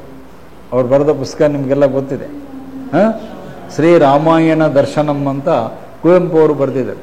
He got Jnanpith award for that. ಅದರಲ್ಲಿ ಕೂಡ ಮೌಲ್ಯಗಳ ಬಗ್ಗೆ ಅವರು ಹೇಳ್ತಾರೆ. ರಾಮ ಅಂದರೆ ಉತ್ತಮ ಮೌಲ್ಯಗಳ ಒಂದು ಸಾಕಾರ ರೂಪ ಅಂತ ಹೇಳ್ತಾರೆ. ಒಳ್ಳೆಯದು ಅಂತ ನಿಮಗೇನಾರು ಬೇಕು ಅಂದರೆ you should see in the character of Rama. ರಾಮನ ಕ್ಯಾರೆಕ್ಟರ್ ನೋಡಿಬಿಟ್ರೆ ಒಳ್ಳೆಯದು ಅಂದರೆ ಏನು ಅನ್ನೋದು ನಿಮಗೆ ಗೊತ್ತಾಗುತ್ತೆ. ಸೊ ಹಾಗಾಗಿ ಈ 3 ಆ್ಯಂಗಲನ್ನು ಯಾಕೆ ನಿಮ್ಗೆ ಹೇಳಿದೆ ಅಂದರೆ, ಮಾರಲ್ ಆಟಿಟ್ಯೂಡ್ ಅಂದರೆ ನಿಮ್ಮ ದೃಷ್ಟಿಕೋನ ನೈತಿಕತೆಯ ಬಗ್ಗೆ ಈ 3 ವಿಧದಾಗಿರಬೇಕು. Number 1, it is not an option, it is obligatory. ಆ ಫಸ್ಟ್ ಪಾಯಿಂಟ್ ನೆನ್ಪಿಟ್ಕೊಳ್ಳಿ. ಅದು ಹಿಂದಿನ ಪೇಜಲ್ಲಿ ನಾನು ಆಗಲೇ ಬರದೆ, ಬ್ಯಾಕ್ ಪೇಜಿಗೆ ಹೋಗ್ರಿ, ನಿಮ್ಗೆ ಗೊತ್ತಾಗುತ್ತೆ. ಸೊ ನೈತಿಕ ದೃಷ್ಟಿಕೋನದಲ್ಲಿ ಮೊದಲನೇದು ಇದು ಆಪ್ಷನ್ ಅಲ್ಲ, ಅದು ಆಬ್ಲಿಗೇಟ್ರಿ ಅನ್ನೋದನ್ನು ಹೇಳಿದೆ. ಆನಂತರ ಎರಡನೇದು morality for the sake of morality. ನಾವು ನೈತಿಕತೆಯನ್ನು ಯಾಕೆ ಆಪ್ಷನ್ ತಗೋಬೇಕು ಅಂದರೆ ಅದಕ್ಕೋಸ್ಕರವಾಗಿ ನಾವು for the sake of morality ನಾವು ಅದನ್ನು ಫಾಲೋ ಮಾಡಬೇಕು ಅನ್ನೋದು. ನೆಕ್ಸ್ಟ್ ಪೇಜ್ ಯಾವ್ದು ಬರುತ್ತಪ್ಪ, ಇದೇನೇನಾ ಇದರಲ್ಲ third one. Next page. Oh my God, ಇಲ್ಲಿ ಹೋಯ್ತಾ? ಹಾಂ ನೋಡಿ, ಒಂದು ನೊಣವೂ ಕೂಡ ಇಷ್ಟು ತನ್ನ ಪ್ರಭಾವವನ್ನು ಬೀರುತ್ತೆ ಅಂದರೆ ನಿಮ್ಮ ಟೆಕ್ನಾಲಜಿ ಬಿದ್ದೋಯ್ತು. ನಿಮ್ಮ ಹೈಫೈ ಟೆಕ್ನಾಲಜಿ ಒಂದು ನೊಣದ ಮುಂದೆ ಬಿದ್ದೋಯ್ತು ಅಂದರೆ ಇದರ ಮೇಲೇ ನಿಮಗೆ ಪ್ರೂಫ್ ಆಗುತ್ತೆ ಏನು nature is powerful than man. ಮನುಷ್ಯ ಏನೇ ತಂತ್ರಜ್ಞಾನ ಕಂಡುಹಿಡಿದ್ರು ನಿಸರ್ಗದಿಂದ ಸೃಷ್ಟಿಯಾದ ಒಂದು ನೊಣ ನಿಮ್ಮ ಡಿಜಿಟಲ್ ಬೋರ್ಡನ್ನು ಕಂಟ್ರೋಲ್ ಮಾಡುತ್ತೆ, ಆಟ ಆಡಿಸುತ್ತೆ ಅಂದರೆ ಮನುಷ್ಯ ಎಷ್ಟು ಚಿಕ್ಕವನು ಅಂತ ಇಷ್ಟರ ಮೇಲೆ ಅರ್ಥ ಮಾಡ್ಕೊಂಬಿಡಿ. ಓಕೆ, ಸೊ ಸೆಕೆಂಡ್ ಪಾಯಿಂಟಲ್ಲಿ ಹೇಳಿದೆ morality for the sake of morality. ನೈತಿಕತೆಗೋಸ್ಕರವಾಗಿ ನಾವು ಮಾಡಬೇಕೇ ಹೊರತು ಹೆಸರಿಗಾಗಲಿ, ಕೀರ್ತಿಗಾಗಲಿ, ಪ್ರಶಸ್ತಿಗಾಗಲಿ, ಸನ್ಮಾನಕ್ಕಾಗಲಿ, ಬಿರುದು ಬಾವಲಿಗಳಿಗಾಗಿ ಅಲ್ಲ. ಮೂರನೇದು, ಇಟ್ ಲೀಡ್ಸ್ ಟು ಎಕ್ಸಲೆನ್ಸ್. ನೈತಿಕತೆಯನ್ನು ಫಾಲೋ ಮಾಡೋದರಿಂದ ನಾವು ಶ್ರೇಷ್ಠ ವ್ಯಕ್ತಿಗಳಾಗಲಿಕ್ಕೆ ಸಾಧ್ಯ ಆಗುತ್ತೆ. ಒಂದು ಆದರ್ಶ ಬೇಕಾರೆ ಆ ವರ್ಡನ್ನು ನೋಟ್ ಮಾಡ್ಕೊಳ್ಳಿ. ಎಕ್ಸಲೆನ್ಸಿ ಅಂದರೂ ಒಂದೇ, ಐಡಿಯಲ್ ಅಂದರೂ ಒಂದೇ. ಆದರ್ಶ ವ್ಯಕ್ತಿಗಳಾಗಲಿಕ್ಕೆ ಸಾಧ್ಯ ಇದೆ. ನೀವು ಮಾರಾಲಿಟಿಯನ್ನು ಇಟ್ಕೊಂಡ್ರೆ ಜನ, ರಾಷ್ಟ್ರ, ಇತಿಹಾಸ ನಿಮ್ಮನ್ನು ಆದರ್ಶ ವ್ಯಕ್ತಿಗಳು ಎಂದು ಪರಿಗಣಿಸ್ತಾರೆ. You are treated as a noble person, ideal person. ಇವತ್ತೆಲ್ಲ ಇತಿಹಾಸದಲ್ಲಿ ಉಳ್ಕೊಂಡಿರೋರು ಇಂತಹ ವ್ಯಕ್ತಿಗಳೇ ಹೊರತು ಕೆಟ್ಟದ್ದನ್ನು ಮಾಡಿದವರು ಇತಿಹಾಸದಲ್ಲಿ ಉಳಿದಿಲ್ಲ. ಅವ್ರನ್ನ ಯಾರೂ ನೆನೆಸ್ಕೊಳ್ಳೋದು ಇಲ್ಲ. ಜನ ರಾಮನನ್ನು ನೆನೆಸ್ಕೊಳ್ತಾರೆ ಹೊರತು ರಾವಣನನ್ನು ನೆನೆಸ್ಕೊಳ್ಳಲ್ಲ. ರಾಮನಿಗೆ ಟೆಂಪಲ್ ಕಟ್ತಾರೆ ಹೊರತು ರಾವಣನಿಗೆ ಟೆಂಪಲ್ ಕಟ್ಟಿದ್ದು ನೋಡಿದರೆ ಯಾರಾದರೂ? ಸರ್ ನಮ್ಮೂರಲ್ಲಿ ರಾವಣನ ದೇವಾಲಯ ಇದೆ ಅಂತ ಯಾರು ತೋರಿಸ್ರಿ, ಅದು ಯಾವ ಊರು ಅಂತ ಬಂದು ಚೆಕ್ ಮಾಡ್ತೀನಿ. ಸಾಧ್ಯನೇ ಇಲ್ಲ. ರಾವಣನಿಗಾಗಿ ಯಾರೂ ಟೆಂಪಲ್ ಕಟ್ಟಿಲ್ಲ, ಕಂಸನಿಗೆ ಆಗಿ ಯಾರೂ ಟೆಂಪಲ್ ಕಟ್ಟಿಲ್ಲ. ಕೃಷ್ಣನ ದೇವಾಲಯ ಇದೆ, ಕಂಸನ ದೇವಾಲಯ ಇಲ್ಲ. ಕಂಸನ ಟೆಂಪಲ್ ಯಾರೂ ಕಟ್ಟಲ್ಲ, ಹೌದಾ? ಅಂದರೆ ಕೆಟ್ಟದ್ದನ್ನು ಯಾರೂ ಅಕ್ಸೆಪ್ಟ್ ಮಾಡಲ್ಲ. Wrong is wrong, bad is bad. ಅವ್ರು ಯಾರೇ ಇರಲಿ, ಪೌರಾಣಿಕ ವ್ಯಕ್ತಿಗಳಿರಲಿ, ನಮ್ಮ ಕಾಲಘಟ್ಟದಲ್ಲಿರುವ ವ್ಯಕ್ತಿಗಳಿರಲಿ, ಕೆಟ್ಟವರಿಗಾಗಿ ಯಾರೂ ದೇವಾಲಯಗಳನ್ನು ಮಂದಿರಗಳನ್ನು ಕಟ್ಟಿ ಅವ್ರಿಗೆ ಗೌರವ ಕೊಡಲ್ಲ. ಮಲ್ಲಪ್ಪ ಶೆಟ್ಟರಿಗೆ ಯಾರು ಅಪ್ರಿಷಿಯೇಟ್ ಮಾಡ್ತೀರಾ? ನಿಮ್ಮ ರಾಣಿ ಚೆನ್ನಮ್ಮನಿಗೆ ಮೋಸ ಮಾಡಿ ಬ್ರಿಟಿಷರೊಂದಿಗೆ ಕೈ ಜೋಡಿಸಿ ಯುದ್ಧದಲ್ಲಿ ರಾಣಿ ಚೆನ್ನಮ್ಮನನ್ನು ಸೋಲಿಸಿದ ದೇಶದ್ರೋಹಿ ಮಲ್ಲಪ್ಪ ಶೆಟ್ಟಿ. ಮಲ್ಲಪ್ಪ ಶೆಟ್ಟಿಯ ಬಗ್ಗೆ ಯಾರೂ ಗುಣಗಾನ ಮಾಡಲ್ಲ. ಸರ್ ಮಲ್ಲಪ್ಪ ಶೆಟ್ಟರು ಭಾಳ ಒಳ್ಳೆಯವ್ರಿ, ಭಾಳ ಬೆಸ್ಟ್ ಮನುಷ್ಯ ಅಂತ ಯಾರೂ ಅನ್ನೋಲ್ಲ. ಜನ ಯಾರನ್ನ ಬಗ್ಗೆ ಹೊಗಳ್ತಾರೆ, ಸಂಗೊಳ್ಳಿ ರಾಯಣ್ಣನ ಬಗ್ಗೆ ಹೇಳ್ತಾರೆ. ರಾಣಿ ಚೆನ್ನಮ್ಮನಿಗೋಸ್ಕರವಾಗಿ ತನ್ನ ಬಲಿದಾನ ಕೊಟ್ಟ ವ್ಯಕ್ತಿ ಸಂಗೊಳ್ಳಿ ರಾಯಣ್ಣ. ಸಂಗೊಳ್ಳಿ ರಾಯಣ್ಣನ ಜನ ಗೌರವಿಸ್ತಾರೆ ಹೊರತು ದೇಶದ್ರೋಹಿ ಮಲ್ಲಪ್ಪ ಶೆಟ್ಟರನ್ನ ಯಾರೂ ಹೊಗಳಬಾರ್ದು. Because it leads to ideals. High ಐಡಿಯಲ್ಸ್ಗೆ ನಾವು ಹೋಗಬೇಕು. ಸೊ ಹಾಗಾಗಿ ಮಾರಲ್ ಆಟಿಟ್ಯೂಡ್ ಅಂದಾಗ ಈ 3 ಪಾಯಿಂಟ್ಸನ್ನು ನೀವಲ್ಲಿ ಎಕ್ಸ್ಪ್ಲೈನ್ ಮಾಡಬೇಕು. ಈಗ ಅದು ಆದಮೇಲೆ ನೆಕ್ಸ್ಟ್ ವಿಷಯಕ್ಕೆ ಬನ್ನಿ. ಮಾರಲ್ ಆಟಿಟ್ಯೂಡ್ಸ್ ಜೊತೆಗೆ ಇನ್ನೊಂದು ಪಾಯಿಂಟ್ ಕೂಡ ನಿಮಗೆ ಅಲ್ಲಿ ಚರ್ಚೆಗೆ ಸಿಲೆಬಸ್ಸಲ್ಲಿ ಇಟ್ಟಿದ್ದಾರೆ. ಪೊಲಿಟಿಕಲ್ ಆಟಿಟ್ಯೂಡ್ಸ್ ಅಂತ ಬರುತ್ತೆ, ಅದು ಸಪ್ರೇಟ್ ಪೇಜಲ್ಲಿ ಬರೀರಿ. ರಾಜಕೀಯ ದೃಷ್ಟಿಕೋನ. ರಾಜಕೀಯ ದೃಷ್ಟಿಕೋನ ಅಂದರೆ ಏನು ಸರ್? ಪೊಲಿಟಿಕಲ್ ಆಟಿಟ್ಯೂಡ್ ಅಂದರೆ ಏನು ಅನ್ನೋದಕ್ಕೆ ಅಲ್ಲಿ ಕೆಲವು ಸಬ್ ಪಾಯಿಂಟ್ಸ್ಗಳು ಬರ್ತವೆ, ನೋಟ್ ಮಾಡಿಕೊಡಿ. ಅದರಲ್ಲಿ ಫಸ್ಟ್ ಮೊದಲನೇ point, politics is a service. Politics is a service ಅನ್ನೋದು ಫಸ್ಟ್ ಪಾಯಿಂಟ್. ರಾಜಕೀಯ ಅನ್ನುವಂಥದ್ದೇನಿದೆ ಇದು ಒಂದು ಸೇವೆ. ಪಾಲಿಟಿಕ್ಸ್ ಅನ್ನೋದು ಒಂದು ಸೇವೆ. ಅದು ಎಂತಹ ಸೇವೆ ಅಂದರೆ ಬರೀ ಸೇವೆ ಅಲ್ಲ, ಜನಸೇವೆ. ಇನ್ನು ಸ್ವಲ್ಪ ಸ್ಟ್ಯಾಂಡರ್ಡ್ ಪದವನ್ನು ಬಳಸೋದಾದರೆ ರಾಷ್ಟ್ರ ಸೇವೆ, ಅದಕ್ಕಿಂತ standard word. Politics is national service. ರಾಷ್ಟ್ರ ಸೇವೆ ಅಂದರೆ ನನ್ನ ದೇಶದ ಸೇವೆಯನ್ನು ಮಾಡಲಿಕ್ಕೆ ನಾನು ರಾಜಕೀಯಕ್ಕೆ ಬರ್ತೇನೆ ಅನ್ನುವ ದೃಷ್ಟಿಕೋನ ಇರಬೇಕು. ಪಾಲಿಟಿಕ್ಸಿಗೆ ಯಾರೇ ಬರಲಿ, ಯಾವ ಪಕ್ಷದವರೇ ಬರಲಿ, ಕಾಂಗ್ರೆಸ್ ಇರಲಿ, BJP ಇರಲಿ, JDS ಇರಲಿ, ಯಾವ ರಾಜಕೀಯ ಪಕ್ಷ ಇರಲಿ, XYZ ಯಾರೇ ವ್ಯಕ್ತಿ ಇರಲಿ, ನೀವು ರಾಜಕೀಯಕ್ಕೆ ಬರಬೇಕಾದಾಗ ನಿಮ್ಮ ದೃಷ್ಟಿಕೋನ ಆಟಿಟ್ಯೂಡ್ ಏನಾಗಿರಬೇಕು ಅಂದರೆ politics is for the sake of service. ನಾನು ಸೇವೆಯನ್ನು ಮಾಡಲಿಕ್ಕೆ ರಾಜಕೀಯಕ್ಕೆ ಬರ್ತೇನೆ ಅನ್ನುವ ದೃಷ್ಟಿಕೋನ ನಮ್ಮ ಜನಪ್ರತಿನಿಧಿಗಳಲ್ಲಿ ಇರಬೇಕು. ಅವ್ರು ಜನಪ್ರತಿನಿಧಿಗಳು ಅಂತ ನಾನು ಹೇಳಿದರೆ ನೀವಲ್ಲಿ ಮುಂದೆ ಬರ್ಕೊಳ್ಳಿ. ಅದು MP ಇರ್ಬೋದು, MLA ಇರ್ಬೋದು, MLC ಇರ್ಬೋದು, ನಿಮ್ಮ ಜಿಲ್ಲಾ ಪಂಚಾಯಿತಿ, ತಾಲೂಕ್ ಪಂಚಾಯಿತಿ, ಗ್ರಾಮ ಪಂಚಾಯಿತಿ ಮೆಂಬರ್ಗಳು, ಸದಸ್ಯರು ಇರ್ಬೋದು. ನಿಮ್ಮ ಕಾರ್ಪೊರೇಷನ್ಗಳಾದರೆ, ನಿಮ್ಮ VBMP ಥರ ಕಾರ್ಪೊರೇಷನ್ ಆದರೆ ಅವರನ್ನು ಕೌನ್ಸಿಲರ್ ಅಂತ ಕರೀತಾರೆ, ಕೌನ್ಸಿಲರ್ಗಳು ಅಂತ ಕರೀತಾರೆ, ಕಾರ್ಪೊರೇಟರ್ ಅಂತ ಕರೀತಾರೆ. ಕಾರ್ಪೊರೇಷನ್ ಮೆಂಬರನ್ನು ಕಾರ್ಪೊರೇಟರ್ ಅಂತ ಕರೀತಾರೆ. ಅವ್ರು ಯಾರೇ ಇರ್ಬೋದು, ಇದರಲ್ಲಿ ಯಾರೇ ಇದ್ದರೂ ಅವರನ್ನು ಜನಪ್ರತಿನಿಧಿಗಳು ಅಂತ ಒಂದೇ ಶಬ್ದದಲ್ಲಿ ಕರಿತೀವಿ. Member of parliament, member of legislative assembly, member of legislative council, ZP, taluk panchayat, gram panchayat member, BBMP ಅಂದರೆ ಕಾರ್ಪೊರೇಷನ್ ಆದರೆ ಕಾರ್ಪೊರೇಟರ್ ಅಥವಾ ಕೌನ್ಸಿಲರ್ ಯಾರೇ ಇರ್ಬೋದು. ಅವರು ಯಾತಕ್ಕಾಗಿ ರಾಜಕಾರಣಕ್ಕೆ ಬರಬೇಕು, ರಾಜಕೀಯಕ್ಕೆ ಬರಬೇಕು ಅಂದರೆ it is a service to the nation, it is a service of the people. ನಾನು ನನ್ನ ನಾಡಿಗೆ, ನನ್ನ ರಾಷ್ಟ್ರಕ್ಕೆ, ನನ್ನ ಒಂದು ಜಿಲ್ಲೆಗೆ, ನನ್ನ ಒಂದು ತಾಲೂಕಿಗೆ, ನನ್ನ ಒಂದು ಗ್ರಾಮಕ್ಕೆ ನನ್ನ ಕೈಲಾದ ಸೇವೆಯನ್ನು ಮಾಡ್ತೀನಿ ಅನ್ನುವ ದೃಷ್ಟಿಕೋನ ಇಟ್ಕೊಂಡು ರಾಜಕೀಯಕ್ಕೆ ಬರಬೇಕು. Politics is a tool of service ಅಂತ. It is an instrument of service. ಸೇವೆಯನ್ನು ಮಾಡಲಿಕ್ಕೆ ಇರುವ ಒಂದು ಸಾಧನ. ಈಗ ನಿಮ್ಮಲ್ಲಿರೋರು ಯಾರಾದರೂ ನನಗೆ ಉತ್ತರ ಕೊಡಿ. ನಮ್ಮಲ್ಲಿ ಈಗ ಇರುವ ರಾಜಕಾರಣಿಗಳಲ್ಲಿ ಎಷ್ಟು ಜನ ಸೇವಾ ಮನೋಭಾವ ಇಟ್ಕೊಂಡು ರಾಜಕೀಯಕ್ಕೆ ಬರ್ತಾರೆ ಅಥವಾ ಬಂದಿದ್ದಾರೆ ಅಥವಾ ಬರ್ತಾರೆ? ಆನ್ಸರ್ ಮಾಡಿ. ಜನಗಳ ಸೇವೆ ಮಾಡಬೇಕು ಅಂತ ಎಷ್ಟು ಜನ ಬರ್ತಾರೆ ಪಾಲಿಟಿಕ್ಸಿಗೆ? ಬಹಳ ಕಡಿಮೆ.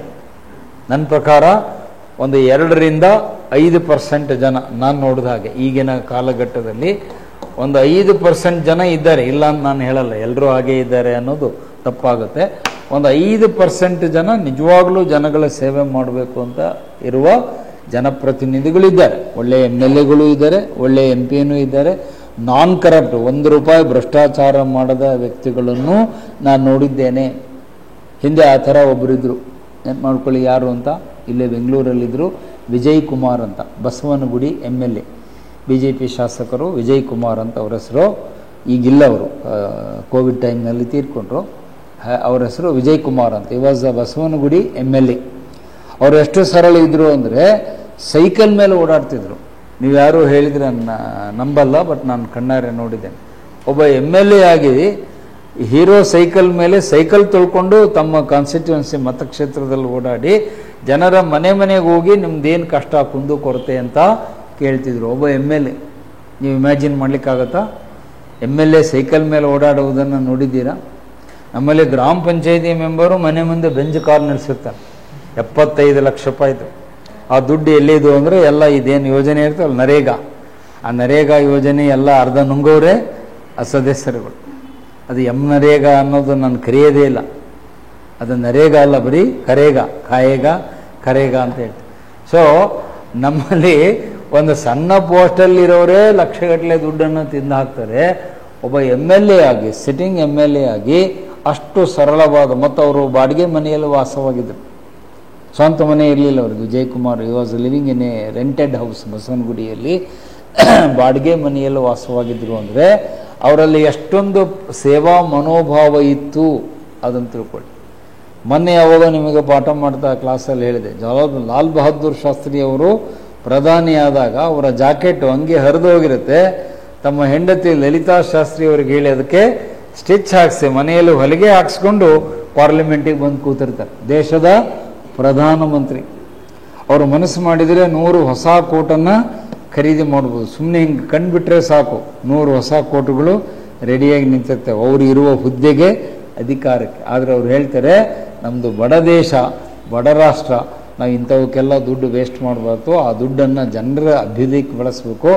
ಏನು ಒಂದು ಸ್ವಲ್ಪ ಹರಿದ್ರೆ ಏನಾಗಲ್ಲ, ಅದನ್ನು ಹೊಲಿಗೆ ಹಾಕ್ಕೊಂಡು ನಾನು ಹೋಗ್ತೀನಿ ಅಂತ ಸ್ಟಿಚ್ ಮಾಡಿಕೊಂಡಿರೋ ಕೋಟ್ ಹಾಕ್ಕೊಂಡು ಸದನಕ್ಕೆ, ಲೋಕಸಭೆಗೆ ಬಂದು ಕೂತಿರ್ತಾರೆ ಲಾಲ್ ಬಹದ್ದೂರ್ ಶಾಸ್ತ್ರಿ ಅವರು.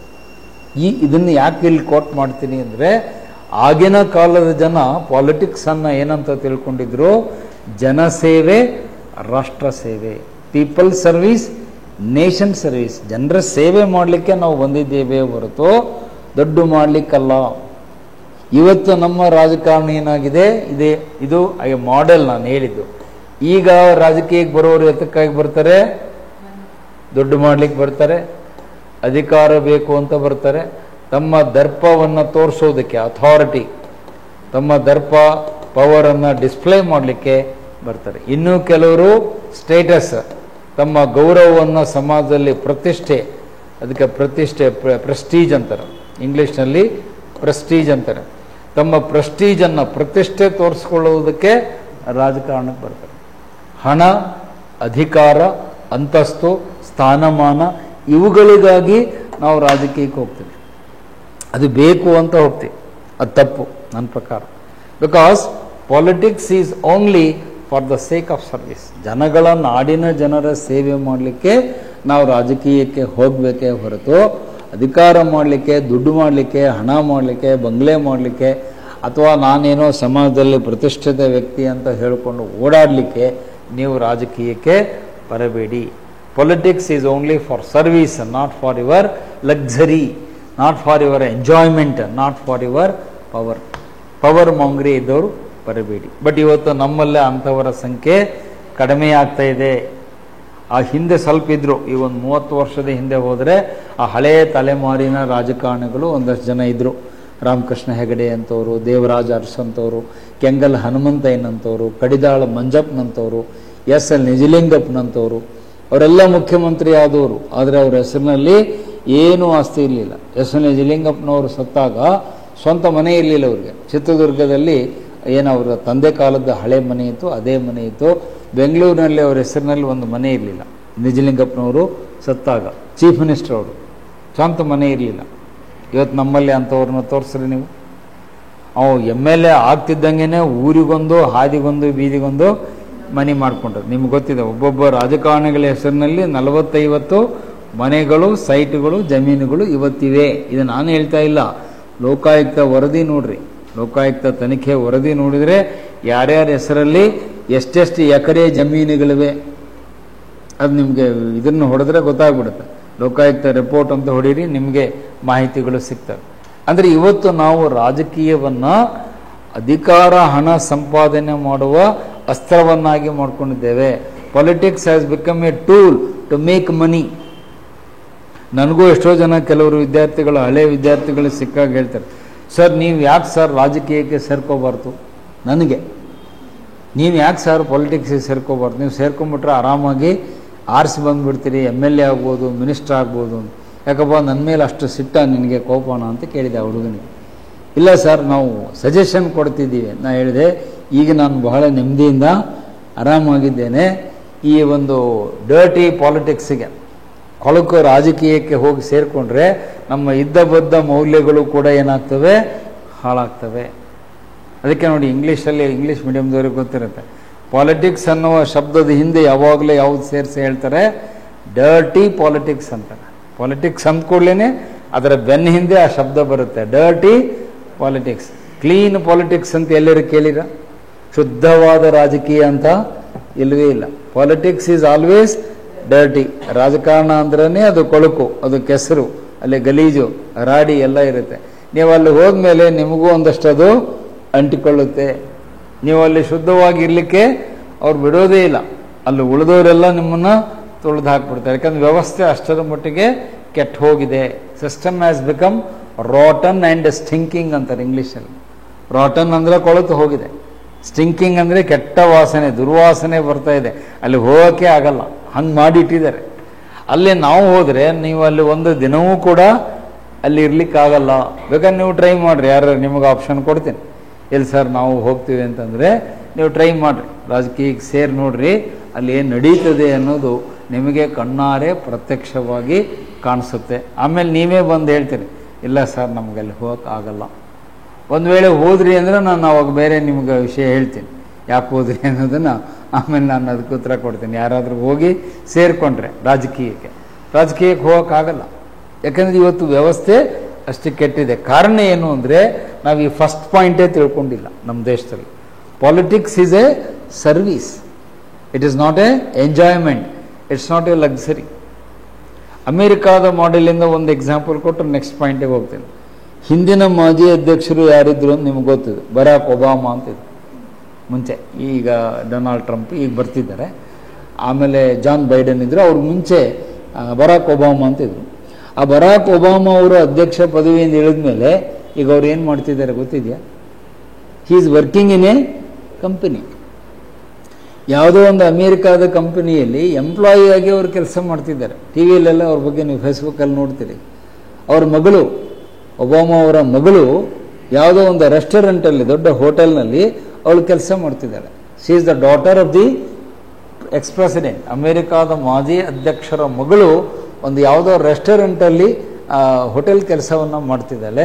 ಅಧ್ಯಕ್ಷರು ಯಾವುದೋ ಒಂದು ಕಂಪನಿಯಲ್ಲಿ ಕೆಲಸ ಮಾಡ್ತಿದ್ದಾರೆ. ನಿಮ್ಮಂಗೆ ಸಾಮಾನ್ಯ ವ್ಯಕ್ತಿ ಥರ ಓಡಾಡ್ತಾರೆ. ಟಿ ವಿಯಲ್ಲೆಲ್ಲ ಅವ್ರ ಬಗ್ಗೆ ತೋರಿಸ್ತಾರೆ, ಬರಾಕ್ ಒಬಾಮಾ ಬಗ್ಗೆ. ನಮ್ಮಲ್ಲಿ ಎಂದರೆ ಹಿಂಗಾಗಿದ್ದು ನೋಡಿರ? ಅವ ಗ್ರಾಮ ಪಂಚಾಯತಿ ಮೆಂಬರಾಗಿ ರಿಟೈರ್ಡ್ ಆಗಿಬಿಟ್ಟ ಅಂದರೆ 3 ತಲೆಮಾರಿ ತನಕ ಅವನು ಯಾವ ಕೆಲಸ ಮಾಡೋದು. ಎಲ್ಲಿ ಹೋದಲ್ಲೆಲ್ಲ ಹೇಳೋ ಡೈಲಾಗ್ ಏನು? ಸರ್ ನಾನು ಯಾರು ಗೊತ್ತಾ? ಏನು ಇವನೇನು ಇಂದ್ರ ಪದವಿನ? ನಾನು ಯಾರು ಗೊತ್ತಾ ಸರ್? ನಾನು ಗ್ರಾಮ ಪಂಚಾಯತಿ ಮೆಂಬರ್ ಸರ್, 2000ರಲ್ಲಿ ನಾನು ಮೆಂಬರ್ ಆಗಿದ್ದೆ. ಅದನ್ನು 3000 ಬರೋ ತನಕ ಹೇಳ್ತಾನೆ.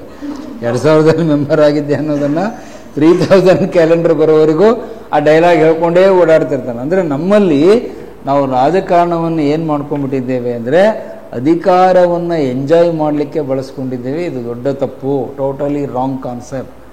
ರಾಜಕೀಯ ಇರೋದು ರಾಷ್ಟ್ರ ಸೇವೆಗೆ, ಜನರ ಸೇವೆಗೆ, ಜನಗಳಿಗೆ ನಮ್ಮ ಕೈಲಾದ ಒಂದಿಷ್ಟು ಒಳ್ಳೆ ಕೆಲಸ ಮಾಡಲಿಕ್ಕೆ ನಾವು ಪಾಲಿಟಿಕ್ಸಿಗೆ ಹೋಗಬೇಕು. ಹೊರತು ಇಲ್ಲಿ ಬರೆದಿನಲ್ಲ, ಇವು ಯಾವುವೂ ಅಲ್ಲ. ಇಲ್ಲ ದೊಡ್ಡ 8 ಮಾರ್ಕ್ ಹಾಕ್ಬಿಡಿ. ಇವು ಯಾವುದೂ ನೀವು ತಲೆಯಲ್ಲಿ ಇಟ್ಕೊಂಡು ಬಂದರೆ ನೀವು ಅಲ್ಲಿ ನಿಮಗೆ ನೈತಿಕತೆ ಇರಲ್ಲ. ಹಣ ಮಾಡಲಿಕ್ಕೆ, ಅಧಿಕಾರ ಮಾಡಲಿಕ್ಕೆ, ದರ್ಪ ಮಾಡಲಿಕ್ಕೆ, ಸಾಮಾಜಿಕ ಪ್ರತಿಷ್ಠೆಯನ್ನು ತೋರಿಸ್ಕೊಳ್ಳುವುದಕ್ಕೆ ಬಂದರೆ ದಟ್ಸ್ ನಾಟ್ ಪಾಲಿಟಿಕ್ಸ್. ಅದನ್ನು ನಾವು ರಾಜಕೀಯ ಅಂತ ಕರೆಯೋದೇ ಇಲ್ಲ. ಸೊ ಹಾಗಾಗಿ ರಾಜಕೀಯ ದೃಷ್ಟಿಕೋನದಲ್ಲಿ ಮೊದಲನೇದು ಫಸ್ಟ್ ಪೊಲಿಟಿಕಲ್ ಆಟಿಟ್ಯೂಡ್ ಏನು ಅಂದರೆ ಇಟ್ ಈಸ್ ಎ ಸರ್ವೀಸ್. ಅದನ್ನ ಅಂಡರ್ಲೈನ್ ಮಾಡಿ. Politics is a service, not for these purpose. ಈ ಉದ್ದೇಶಗಳಿಗೆ ರಾಜಕೀಯಕ್ಕೆ ಹೋಗಬೇಡಿ ಅನ್ನೋದು. ಇನ್ನು ಎರಡನೇ ಪಾಯಿಂಟ್ ಅದರಲ್ಲಿ ಕೆಳಗಡೆ ಬರ್ಕೊಳ್ಳಿ. ಪೊಲಿಟಿಕಲ್ ಆಟಿಟ್ಯೂಡ್ನಲ್ಲಿ ಬರ್ತಕ್ಕಂಥದ್ದು ಅಂದರೆ you are accountable to the people. ಯಾರು ರಾಜಕೀಯಕ್ಕೆ ಬರ್ತೀರೋ ನಿಮಗೆ ಹೊಣೆಗಾರಿಕೆ ಇದೆ. ಅಕೌಂಟೆಬಿಲಿಟಿ ಅಂತ ಕರೀತಾರೆ ಅದಕ್ಕೆ. ಹೊಣೆಗಾರಿಕೆ ಅಥವಾ ಜವಾಬ್ದಾರಿ. ರಾಜಕೀಯಕ್ಕೆ ನೀವು ಬಂದಿರಿ ಅಂದರೆ ನೀವು ಆ ಹೊಣೆಗಾರಿಕೆಯನ್ನು ಫೀಲ್ ಮಾಡಬೇಕು. You are accountable to the people. ಆ ವಾಕ್ಯ ಬರ್ಕೊಳ್ಳಿ. You are accountable to the people ಅಂತ ಹೇಳ್ತಾರೆ ಇಂಗ್ಲೀಷಲ್ಲಿ. ಇಲ್ಲಿ ಅಬಿಲಿಟಿ ಅಂತ ಬರ್ತೀನಿ, ನೀವು ಮುಂದೆ ಅಕೌಂಟೇಬಲ್ ಅಂತ ಮಾಡ್ರಿ spelling. You are accountable to the people. ಯಾರೇ ರಾಜಕೀಯಕ್ಕೆ ಬರಲಿ, ಕೇಂದ್ರದಲ್ಲಾಗಲಿ, ರಾಜ್ಯದಲ್ಲಾಗಲಿ, ಸ್ಥಳೀಯ ಸರ್ಕಾರಗಳಲ್ಲಾಗಲಿ, ಯಾವ ಹುದ್ದೆಯಲ್ಲಾದರೂ ನೀವು ಕೆಲಸ ಮಾಡಿರಿ, you are accountable to the people. ನೀವು ಜನರಿಗೆ ಹೊಣೆಗಾರರಾಗಿದ್ದೀರಿ, ಜವಾಬ್ದಾರರಾಗಿದ್ದೀರಿ. You are responsible to the people, you are accountable to the people. ಈ ಹೊಣೆಗಾರಿಕೆಯ ಪ್ರಜ್ಞೆ ರಾಜಕೀಯಕ್ಕೆ ಯಾರು ಬರ್ತಾರೋ ಅವರಿಗಿರಬೇಕು. ಆ ಹೊಣೆಗಾರಿಕೆ ಎಲ್ಲ ಸಂದರ್ಭದಲ್ಲೂ ವ್ಯಕ್ತವಾಗಬೇಕು. ಶಾಸನ ಸಭೆಗಳಲ್ಲೂ ವ್ಯಕ್ತ ಆಗಬೇಕು, ನಿಮ್ಮ ಸಾರ್ವಜನಿಕ ಬದುಕಿನಲ್ಲೂ ವ್ಯಕ್ತವಾಗಬೇಕು, ಹಣಕಾಸು ವ್ಯವಹಾರಗಳಲ್ಲೂ ವ್ಯಕ್ತವಾಗಬೇಕು. ಅದನ್ನು ಬೇರೆ ಬೇರೆ ರೀತಿಯ ಜವಾಬ್ದಾರಿಗಳು ಅಂತ ಹೇಳ್ತೀವಿ. Political responsibility, financial responsibility, legislative responsibility, executive responsibility ಅಂತ 4 ಬರ್ತವೆ. ಅದರ ವಿವರಕ್ಕೆ ನಾ ಈಗ ಹೋಗಲ್ಲ, ಸುಮ್ಮನೆ ಹೆಸರು ಹೇಳ್ತೀನಿ. ಶಾಸಕಾಂಗೀಯ ಜವಾಬ್ದಾರಿ, ಹಣಕಾಸು ಜವಾಬ್ದಾರಿ, ಕಾರ್ಯಾಂಗದ ಜವಾಬ್ದಾರಿ, ಸಾರ್ವಜನಿಕ ಬದುಕಿನಲ್ಲಿ ಜವಾಬ್ದಾರಿ, ಪಬ್ಲಿಕ್ ಅಕೌಂಟಬಿಲಿಟಿ ಅಂತ 4 ರೀತಿಯ ಹೊಣೆಗಾರಿಕೆಗಳು ರಾಜಕೀಯದಲ್ಲಿರುವವರಿಗೆ ಇರಬೇಕು. ಒಬ್ಬ MLA ಆಗಿ, ಒಬ್ಬ MP ಆಗಿ, ಒಬ್ಬ ಮಿನಿಸ್ಟರ್ ಆಗಿ, ಒಬ್ಬ ಗ್ರಾಮ ಪಂಚಾಯತಿ ಮೆಂಬರ್ ಆಗಿ ನೀವು ಇವರಿಗೆ ಸದಾಕಾಲ ಹೊಣೆಗಾರರಾಗಿದ್ದೀರಿ. ಮತ್ತು ಈ ಅಕೌಂಟಬಿಲಿಟಿ ಹೇಗಿರುತ್ತೆ ಅಂದರೆ 24/7. ನಾವು ಯಾವಾಗೋ ಒಮ್ಮಿದ್ದ ಆಮೇಲೆ ತಪ್ಸ್ಕೊಂಡ್ಬಿಡ್ತೀವಿ ಅಂತ ಹೇಳುವಂಗಿಲ್ಲ. 24/7 ನೀವು ಎಲ್ಲಿವರೆಗೆ ಅಧಿಕಾರದ ಕುರ್ಚಿಯಲ್ಲಿ ಕುಳಿತಿರ್ತೀರೋ 24/7 7 ದಿನ 24 ಗಂಟೆ ನೀವು ಜನರಿಗೆ ಜವಾಬ್ದಾರಿಯಾಗಿದ್ದೀರಿ. ಆ ಜವಾಬ್ದಾರಿ ಪ್ರಜ್ಞೆಯನ್ನು ಮರೆಯುವಂತಿಲ್ಲ. ಅದಕ್ಕೆ ಡೆಮೋಕ್ರಸಿಯನ್ನು ಏನಂತ ಡಿಫೈನ್ ಮಾಡ್ತಾರೆ ಅಂಬೇಡ್ಕರ್ ಅವರು ಅಂದರೆ it is A government of responsibility ಅಂತ ಕರೀತಾರೆ. ಪ್ರಜಾಪ್ರಭುತ್ವ ಅಂದ್ರೇ ಹೊಣೆಗಾರಿಕೆಯ ಸರ್ಕಾರ. ಆ ವರ್ಡ್ ನೋಟ್ ಮಾಡಿ, government of responsibility. Democracy is A government of responsibility. ಪ್ರಜಾಪ್ರಭುತ್ವ ಎಂದರೆ ಹೊಣೆಗಾರಿಕೆಯ ಸರ್ಕಾರ, ಜವಾಬ್ದಾರಿತ್ವದ ಸರ್ಕಾರ. ನಮ್ಮೆಲ್ರಿಗೂ ಜವಾಬ್ದಾರಿ ಇದೆ. ಏನಾದರೂ ಒಂದು ಘಟನೆ ರಾಜ್ಯದಲ್ಲಿ ನಡೆದ್ರೆ ಅದು ನನಗೆ ಗೊತ್ತಿಲ್ಲ, ಸಂಬಂಧ ಇಲ್ಲ ಅಂತ ನೀವು ಹೇಳುವಂಗಿಲ್ಲ. ಅಂದರೆ ನಮ್ಮ ಈಗ ಅಧಿಕಾರದಲ್ಲಿ ಇರುವವರಿಗೆ ನಾನು ಈ ಮಾತು ಹೇಳ್ತಿರೋದು. ಸಚಿವರುಗಳಿಗೆ, ಉಸ್ತುವಾರಿ ಸಚಿವರುಗಳಿಗೆ, ಕ್ಯಾಬಿನೆಟ್ ಮಿನಿಸ್ಟರ್ಗಳಿಗೆ, ನಮ್ಮ ಅಧಿಕಾರಿ ವರ್ಗದವರಿಗೆ ನನಗಿದು ಜವಾಬ್ದಾರಿ ಇಲ್ಲ ಅಂತ ನೀವು ಹೇಳುವಂತಿಲ್ಲ. Once you enter the politics you are held responsible.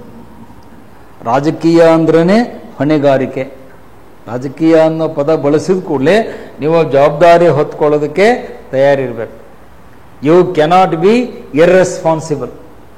ಇಂಗ್ಲೀಷ್ನಲ್ಲಿ ಯು ಕೆನಾಟ್ ಬಿ ಇರ್ರೆಸ್ಪಾನ್ಸಿಬಲ್. ನೀವು ಬೇಜವಾಬ್ದಾರರಾಗಿ ನಡೆದುಕೊಳ್ಳುವುದಕ್ಕೆ ಅವಕಾಶವೇ ಇಲ್ಲ, ಅದಕ್ಕೆ ಚಾನ್ಸೇ ಇಲ್ಲ. ನೀವು ಆ ಕುರ್ಚಿ ಮೇಲೆ ಹೋಗಿ ಕೂತ್ರಿ ಅಂದರೆ indirectly you are accepting that I am responsible for this. ನಾನು ಇದಕ್ಕೆ ಜವಾಬ್ದಾರಿ ಅಂತ ನೀವು ಒಪ್ಕೊಂಡಂಗೆ. ಒಂದು ಉದಾಹರಣೆ ಕೊಡ್ತೀನಿ, ನಿಮಗೆ ಅರ್ಥ ಆಗುತ್ತೆ. CM ಕುರ್ಚಿಯಲ್ಲಿ ನೀವು ಬಂದು ಕೂತ್ರಿ ಅಂದರೆ ಯಾರೇ ಕೂಡಲಿ, ಸಿದ್ದರಾಮಯ್ಯನವರೇ ಕೂಡಲಿ, ಕುಮಾರಸ್ವಾಮಿ ಅವರೇ ಕೂಡಲಿ, ಯಡಿಯೂರಪ್ಪನವರೇ ಕೂಡಲಿ, ಆ ಸೀಟ್ ಮೇಲೆ ನೀವು ಕೂತ ತಕ್ಷಣ ಇಡೀ ರಾಜ್ಯದ ಜವಾಬ್ದಾರಿ ನಿಮ್ಮ ಮೇಲಿದೆ. ಅದು ನಾನು ಹೇಳ್ತಾ ಇರೋ ಪಾಯಿಂಟ್. CM ಕುರ್ಚಿ ಮೇಲೆ ಕೂತ್ಕೊಳ್ಳೇನೆ ರಾಜ್ಯದ ಆಗು ಹೋಗುಗಳಿಗೆ, ಒಳಿತು ಕೆಡುಕುಗಳಿಗೆ ನೀವೇ ಜವಾಬ್ದಾರರು. ಅವಾರ್ಡ್ ನೆನ್ಪಿಟ್ಕೊಳ್ಳಿ. You are responsible for the good as well as the bad. ಒಳ್ಳೇದಾದರೂ ನಿಮಗೆ ಹಾರ ಹಾಕ್ತೀವಿ, ಒಳ್ಳೇದಾದರೆ ಒಳ್ಳೇದು ಮಾಡಿದ್ರು ಸಾಹೇಬರು ಅಂತ ಹಾರ ಹಾಕ್ತೀವಿ. ಕೆಟ್ಟದಾದರೆ ಮೊಟ್ಟೆ ಎಸೆಯೋದು, ಟೊಮೆಟೊ ಎಸೆಯೋದು ಜನ ಮಾಡ್ತಾರೆ. ಕೆಟ್ಟದಾದರೆ ಮೊಟ್ಟೆ ಎಸೆಯೋದು, ಕೊಳೆತು ಹೋಗಿರೋ ಟೊಮೆಟೊನ ಎಸೆಯೋ ಕೆಲಸ ಜನ ಮಾಡ್ತಾರೆ. ನೀವೇನು ಹೇಳಬಾರ್ದು, ಒಳ್ಳೇದಿದ್ರಷ್ಟೇ ನಾನು ಮಾಡೀನಿ ಅಂತ ಹೇಳೋದು.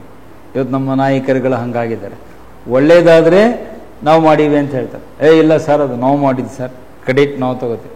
ಎಡವಟ್ಟಾದರೆ, ತಪ್ಪದಾದರೆ ಅದನ್ನ ಇನ್ನೊಬ್ಬರ ಮೇಲೆ ಹಾಕೋದು. ನಾನು ಮಾಡಿಲ್ಲ, ಅವ್ರು ಮಾಡೋದು. ಅದಲ್ಲ ಪಾಲಿಟಿಕ್ಸ್. ಅದರ ಅರ್ಥ ಏನು? ಒಳ್ಳೆಯದಾದರೂ ನಾನೇ ಜವಾಬ್ದಾರಿ ಹೊರಬೇಕು, ಕೆಟ್ಟದ್ದಾದರೂ ಅದಕ್ಕೆ ಹೊಣೆಗಾರಿಕೆ ನಾನೇ ಹೊತ್ಕೊಳ್ಬೇಕು. That is called the political responsibility, the principle of responsibility ಅಂತ ಕರೀತಾರೆ. ಹೊಣೆಗಾರಿಕೆಯ ತತ್ವ. ಅದನ್ನು ರಾಜ್ಯಶಾಸ್ತ್ರದಲ್ಲಿ ದ ಪ್ರಿನ್ಸಿಪಲ್ ಆಫ್ ಅಕೌಂಟಬಿಲಿಟಿ ಅಂತಾರೆ. ಒಳ್ಳೆಯದಾದರೂ ನೀವೇ ತಗೊಳ್ಬೇಕು, ಕೆಟ್ಟದ್ದಾದರೂ ನೀವೇ ತಗೊಳ್ಬೇಕು. ಅದು ರಾಜಕೀಯ. ಇವತ್ತು ನಮ್ಮಲ್ಲಿ ಬಹಳ ಜನ ಹಾಗೆ ಮಾಡಲ್ಲ. ಚಲೋ ಆದ್ರಷ್ಟೇ ನಾವು ಮಾಡೀವಿ ಅಂತ ಹೇಳಿ, ಕೆಟ್ಟದಾದಗಳು ಏನೊಬ್ಬರ ಮೇಲೆ ಹಾಕ್ಬಿಡೋದು. ಈಗ ಅದನ್ನು ನಿಮಗೆ ಹೋಲಿಸಿ ಹೇಳ್ತೀರಿ. ಈಗ ನೀವೆಲ್ಲ ಕ್ಲಾಸಿಗೆ ಬರ್ತೀರಿ, ಪಾಠ ಕೇಳ್ತೀರಿ, ಓದ್ತೀರಿ, ಎಲ್ಲ ಮಾಡ್ತೀರಿ. ಎಕ್ಸಾಮ್ ಬರೋದು ಪಾಸಾಗಿ IAS ಆಗ್ತೀರಿ. You get success. TV ಕ್ಯಾಮ್ರಾದವರೆಲ್ಲ ಚಾನಲ್ನವ್ರು ಬಂದು ನಿಮ್ಮ ಮುಂದೆ ಕ್ಯಾಮ್ರಾ ಹಿಡ್ಕೊಂಡು ನಿಂದಿರ್ತಾರೆ. ಏನು ರೀ ಇವರು IAS ಆಗಿದ್ದಾರೆ, ನಿಮ್ಮ ಯಶಸ್ಸಿನ ಗುಟ್ಟೇನು? ಈ ಹುಡುಗ ಹೇಳ್ತಾನೆ, ಸರ್ ನಾನು ಹೆಂಗೆ ಓದಿದೆ ಗೊತ್ತಾ, ನಿದ್ದೆ ಕೂಡ ಮಾಡಲಿಲ್ಲ ಸರ್, ಕಣ್ಣಿಗೆ ಕಣ್ಣು ಹಚ್ಚಲಿಲ್ಲ ಸರ್. ಅದು ಅವೆಲ್ಲ ಸ್ಟ್ಯಾಂಡರ್ಡ್ ಡೈಲಾಗ್. ನಿದ್ದೆ ಕೂಡ ಮಾಡಲಿಲ್ಲ, ಕಣ್ಣು ಹಚ್ಚಲಿಲ್ಲ, ಮ್ಯಾರೇಜ್ ಫಂಕ್ಷನ್ ಇತ್ತು ಹೋಗಲಿಲ್ಲ, ನಮ್ಮ ಫ್ರೆಂಡ್ ಬರ್ತ್ಡೇ ಇತ್ತು ಹೋಗಲಿಲ್ಲ, ಊರಲ್ಲಿ ಕರಗ ಆಯಿತು, ಜಾತ್ರೆ ಆಯಿತು ಹೋಗಲಿಲ್ಲ, ಸತತವಾಗಿ ಓದಿ ಪಾಸಾದೆ, ಇದಕ್ಕೆ ನನ್ನ ಯಶಸ್ಸಿಗೆ ನಾನೇ ಕಾರಣ ಅಂತ ಅವ್ರು ಹೇಳ್ತಾರೆ. ಸಂತೋಷ, ನಂದೇನು ತಕರಾರಿಲ್ಲ. ಸಪೋಸ್ ಈ ಹುಡುಗ ಫೇಲ್ ಆದರೆ, ಫೇಲ್ ಆಗೋದು ಬೇಡ ಮತ್ತು ಅಡ್ಡಬಾಯಿ ಹಾಕಿದ್ರು ಅಂತೆಲ್ಲ, ಪಾಪ ದೇವರು ಅವನಿಗೆ ಒಳ್ಳೇದು ಮಾಡಿ, ಗಾಡ್ ಬ್ಲೆಸ್. ಓಕೆ, ಸಪೋಸ್ ಇವ ಫೇಲ್ ಆದ ಅಂತ ಹೇಳ್ಕೊಡ್ರಿ. ಹಾಗೂ ಕ್ಯಾಮ್ರಾದವ್ರು ಬರ್ತಾರೆ ನಿಮ್ಮ ಹತ್ರ, ಯಾಕ್ರಿ ನೀವು IAS ಆಗಲಿಲ್ಲ, ಫೇಲ್ ಆದ.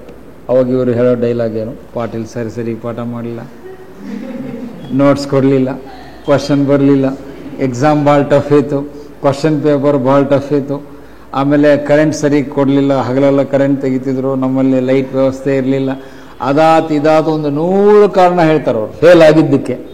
ನಾ ಹೇಳ್ತಿರೋದು ಫೇಲ್ ಆಗಿದ್ದಕ್ಕೆ 100 ರೀಸನ್ಸ್ ಕೊಡ್ತೀರಿ, ಪಾಸ್ ಆಗಿದ್ದಕ್ಕೆ ನಾನು ಜವಾಬ್ದಾರಿ. ಇದನ್ನು ಮಾಡಬೇಡ್ರಿ ಅಂತಲೇ ನಾನು ಅಲ್ಲಿ ಹೇಳ್ತಿರೋ ಪಾಯಿಂಟ್. ನೀವೇನು ಹೇಳಬೇಕು? ಫೇಲ್ ಆದಾಗ ಈ ಹುಡುಗ ಏನು ಹೇಳಬೇಕು? ಸರ್ ನಾನು ಇನ್ನೂ ಚೆನ್ನಾಗಿ ಓದಬೇಕಾಗಿತ್ತು, ನಾನು ಓದಿದ್ದೆ, ತಯಾರಿ ಮಾಡಿದ್ದೆ, ಬಟ್ ಆ ಲೆವೆಲ್ಗೆ ಪರ್ಫೆಕ್ಟ್ ತಯಾರಿ ಆಗಿರಲಿಲ್ಲ, ಒಂದು ಸ್ವಲ್ಪ ಸಿದ್ಧತೆಯಲ್ಲಿ ಕೊರತೆಯಾಗಿತ್ತು, ಮುಂದಿನ ವರ್ಷ ನಾನು ಚೆನ್ನಾಗಿ ಓದಿ ಪಾಸ್ ಆಗ್ತೀನಿ ಅಂತ ಹೇಳಿದರೆ ನಾನು ಇಷ್ಟೋ ತನಕ ಹೇಳಿದ ಪಾಯಿಂಟು ನಿಮಗೆ ಅರ್ಥ ಆಗಿದೆ ಅಂತ.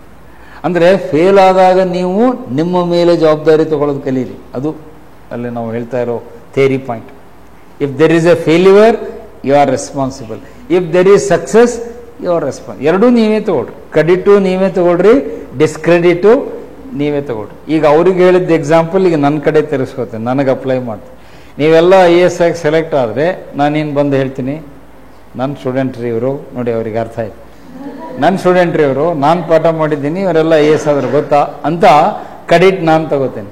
ಅದೇ ನೀವು ಫೇಲ್ ಆದರೆ ನಾನೇನು ಗಡಿಗೆ ಹಾಕ್ಕೊಂಡು ಓಡಾಡ್ಬೇಕಾ? ತೆನಾಲಿ ರಾಮಕೃಷ್ಣ ಗಡಿಗೆ ಹಾಕೋತಲ್ಲ ಮುಖಕ್ಕೆ, ಹಂಗೆ ಗಡಿಗೆ ಹಾಕ್ಕೊಂಡು ಹೋಗ್ಬೇಕಾ? ಹಾಗೂ ನಾನು ಇಲ್ಲಿ ಬಂದು ಹೇಳಬೇಕು, ಈಗಲೂ ಇವರೆಲ್ಲ ನನ್ನ ವಿದ್ಯಾರ್ಥಿಗಳೇ ಅಂತ ನಾನು ಹೇಳಬೇಕು. ನೀವು ಫೇಲ್ ಆದಾಗೂ ಕೂಡ I should say that these are my students. ಹೌದು, ನಾನೇ ಇವ್ರಿಗೆ ಪಾಠ ಮಾಡಿದ್ದು, ಇವ್ರು ನನ್ನ ವಿದ್ಯಾರ್ಥಿಗಳೇ, ಫೇಲ್ ಆಗಿದ್ದಾರೆ, ನಾನು ಎಲ್ಲೋ ಎಡವಿದ್ದೇನೆ, ನೆಕ್ಸ್ಟ್ ಬ್ಯಾಚಲ್ಲಿ ಅವ್ರನ್ನ ಚೆನ್ನಾಗಿ ರೆಡಿ ಮಾಡಿ ಪಾಸ್ ಮಾಡಿಸ್ತೇನೆ ಅಂತ ನಾನು ಹೇಳಬೇಕೇ ಹೊರತು, ನೀವು ಫೇಲ್ ಆದಗಳೇ ನೀವು ನನ್ನ ಸ್ಟೂಡೆಂಟ್ಸ್ ಎಲ್ಲ ಅಂದ್ಬಿಟ್ರೆ ನೀವು ಹೋಗ್ತೀರಾ? ಏನು ಸರ್ ನಾವು ದಿನಾಲೂ ಇಲ್ಲಿ ಬಂದು ಕೂತು ಪಾಠ ಕೇಳ್ತೀವಿ, ನಮ್ಮ ಸ್ಟೂಡೆಂಟ್ಸ್ ಎಲ್ಲ ಅಂದ್ಬಿಟ್ರಲ್ಲ, ನೀವು ಹಂಗೆ ಮಾಡ್ಲಿಕ್ಕೆ ಬರಲ್ಲ. ನೀವು ಸಕ್ಸಸ್ ಆದರೂ ನನ್ನ ವಿದ್ಯಾರ್ಥಿಗಳೇ, ಫೇಲ್ಯೂರ್ ಆದರೂ ನನ್ನ ವಿದ್ಯಾರ್ಥಿಗಳ ಆ ಜವಾಬ್ದಾರಿ ನಾನು ಹೊತ್ಕೋಬೇಕು. I am responsible for this batch. ಅದು ಬ್ಯಾಚ್ ಒಳ್ಳೇದಾಗಲಿ ಕೆಟ್ಟದಾಗಲಿ, ಈ ಬ್ಯಾಚಿನ ಜವಾಬ್ದಾರಿ ಹೊಣೆಗಾರಿಕೆ ನನ್ನ ಹೆಗಲ ಮೇಲೆ ಇದೆ. ಅದೇ ಪಾಯಿಂಟೇ ಇಲ್ಲಿ ನಾವು ಲಾರ್ಜರ್ ಲೆವೆಲ್ ಅಂತ ಹೇಳ್ತೀವಿ. ಈ ಮಾತು ಪ್ರೈಮ್ ಮಿನಿಸ್ಟರ್ಗೂ ಅಪ್ಲೈ ಆಗುತ್ತೆ, CMಗೂ ಅಪ್ಲೈ ಆಗುತ್ತೆ, DC ಗೂ ಅಪ್ಲೈ ಆಗುತ್ತೆ, ತಹಶೀಲ್ದಾರ್ಗೂ ಅಪ್ಲೈ ಆಗುತ್ತೆ. ಒಳ್ಳೆಯದಾಗಲಿ ಕೆಟ್ಟದ್ದಾಗಲಿ ಜವಾಬ್ದಾರಿ ನೀವೇ ತೆಗೆದುಕೊಳ್ಬೇಕು. ಅದು ಮಾರಲ್ ಆ್ಯಟಿಟ್ಯೂಡ್. ಆ ಮಾರಲ್ ಪೊಲಿಟಿಕಲ್ ಆ್ಯಟಿಟ್ಯೂಡಲ್ಲಿ ಎರಡನೇದ್ದು, ಅದನ್ನು ಒಂದೇ ಶಬ್ದದಲ್ಲಿ ಹೆಂಗೆ ನೆನ್ಪಿಟ್ಕೋಬೇಕು, ಹೊಣೆಗಾರಿಕೆಯ ಪ್ರಜ್ಞೆ. ಆ ವರ್ಡ್ ಬರ್ಕೊಳ್ಳಿ, ಎ ಸೆನ್ಸ್ ಆಫ್ ರೆಸ್ಪಾನ್ಸಿಬಿಲಿಟಿ ಅಂತಾರೆ. ಹೊಣೆಗಾರಿಕೆಯ ಪ್ರಜ್ಞೆ, ಸೆನ್ಸ್ ಆಫ್ ರೆಸ್ಪಾನ್ಸಿಬಿಲಿಟಿ ಅನ್ನೋದು ಆ ಪೊಲಿಟಿಕಲ್ ಆ್ಯಟಿಟ್ಯೂಡಲ್ಲಿ ಬರ್ತಕ್ಕಂಥ ಎರಡನೇ ಸಂಗತಿ. ಇನ್ನು ಇನ್ನೊಂದು ಮೂರನೇ ಪಾಯಿಂಟ್ ಇದೆ, ಇದು ನಮ್ಮ ದೇಶದಲ್ಲೇ ಬಹಳ ಜನ ಮಾಡಲ್ಲ. Implementation of the manifesto. ಆ ಪಾಯಿಂಟ್ ಮೊದಲು ಬರ್ಕೊಳ್ಳಿ. Implementation of the manifesto after coming to power. After coming to power ಅಂತ ಹೇಳಿ, ನೀವು ಅಧಿಕಾರಕ್ಕೆ ಬಂದ ಮೇಲೆ ನೀವೇನು ಪ್ರಣಾಳಿಕೆಯನ್ನು ಕೊಟ್ಟಿರ್ತೀರಲ್ಲ ಅದನ್ನು ಜಾರಿಗೆ ತರಬೇಕು. ಮ್ಯಾನಿಫೆಸ್ಟೋ ಅಂದರೆ ಪ್ರಣಾಳಿಕೆ, ಭರವಸೆಗಳ ಪಟ್ಟಿ. ಇಂಪ್ಲಿಮೆಂಟೇಷನ್ ಅಂದರೆ ಜಾರಿಗೊಳಿಸುವಿಕೆ.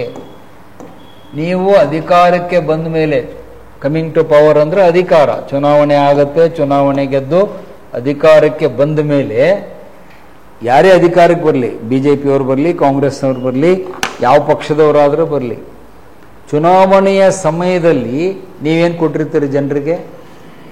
ಭರವಸೆ ಕೊಟ್ಟಿರ್ತೀರಲ್ಲೋ.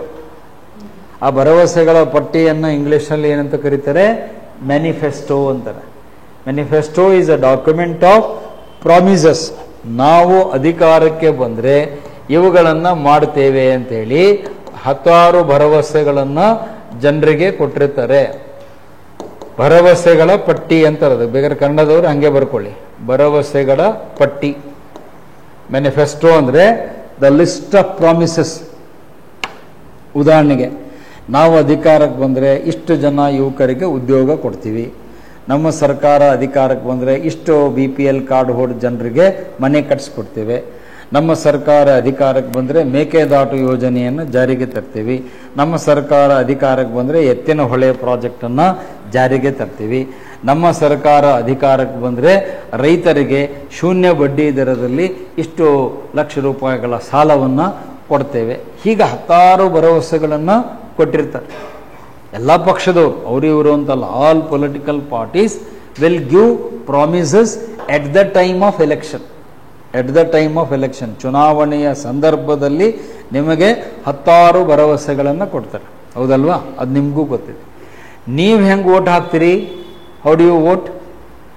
You vote on the basis of promises. ಹೌದಲ್ಲ?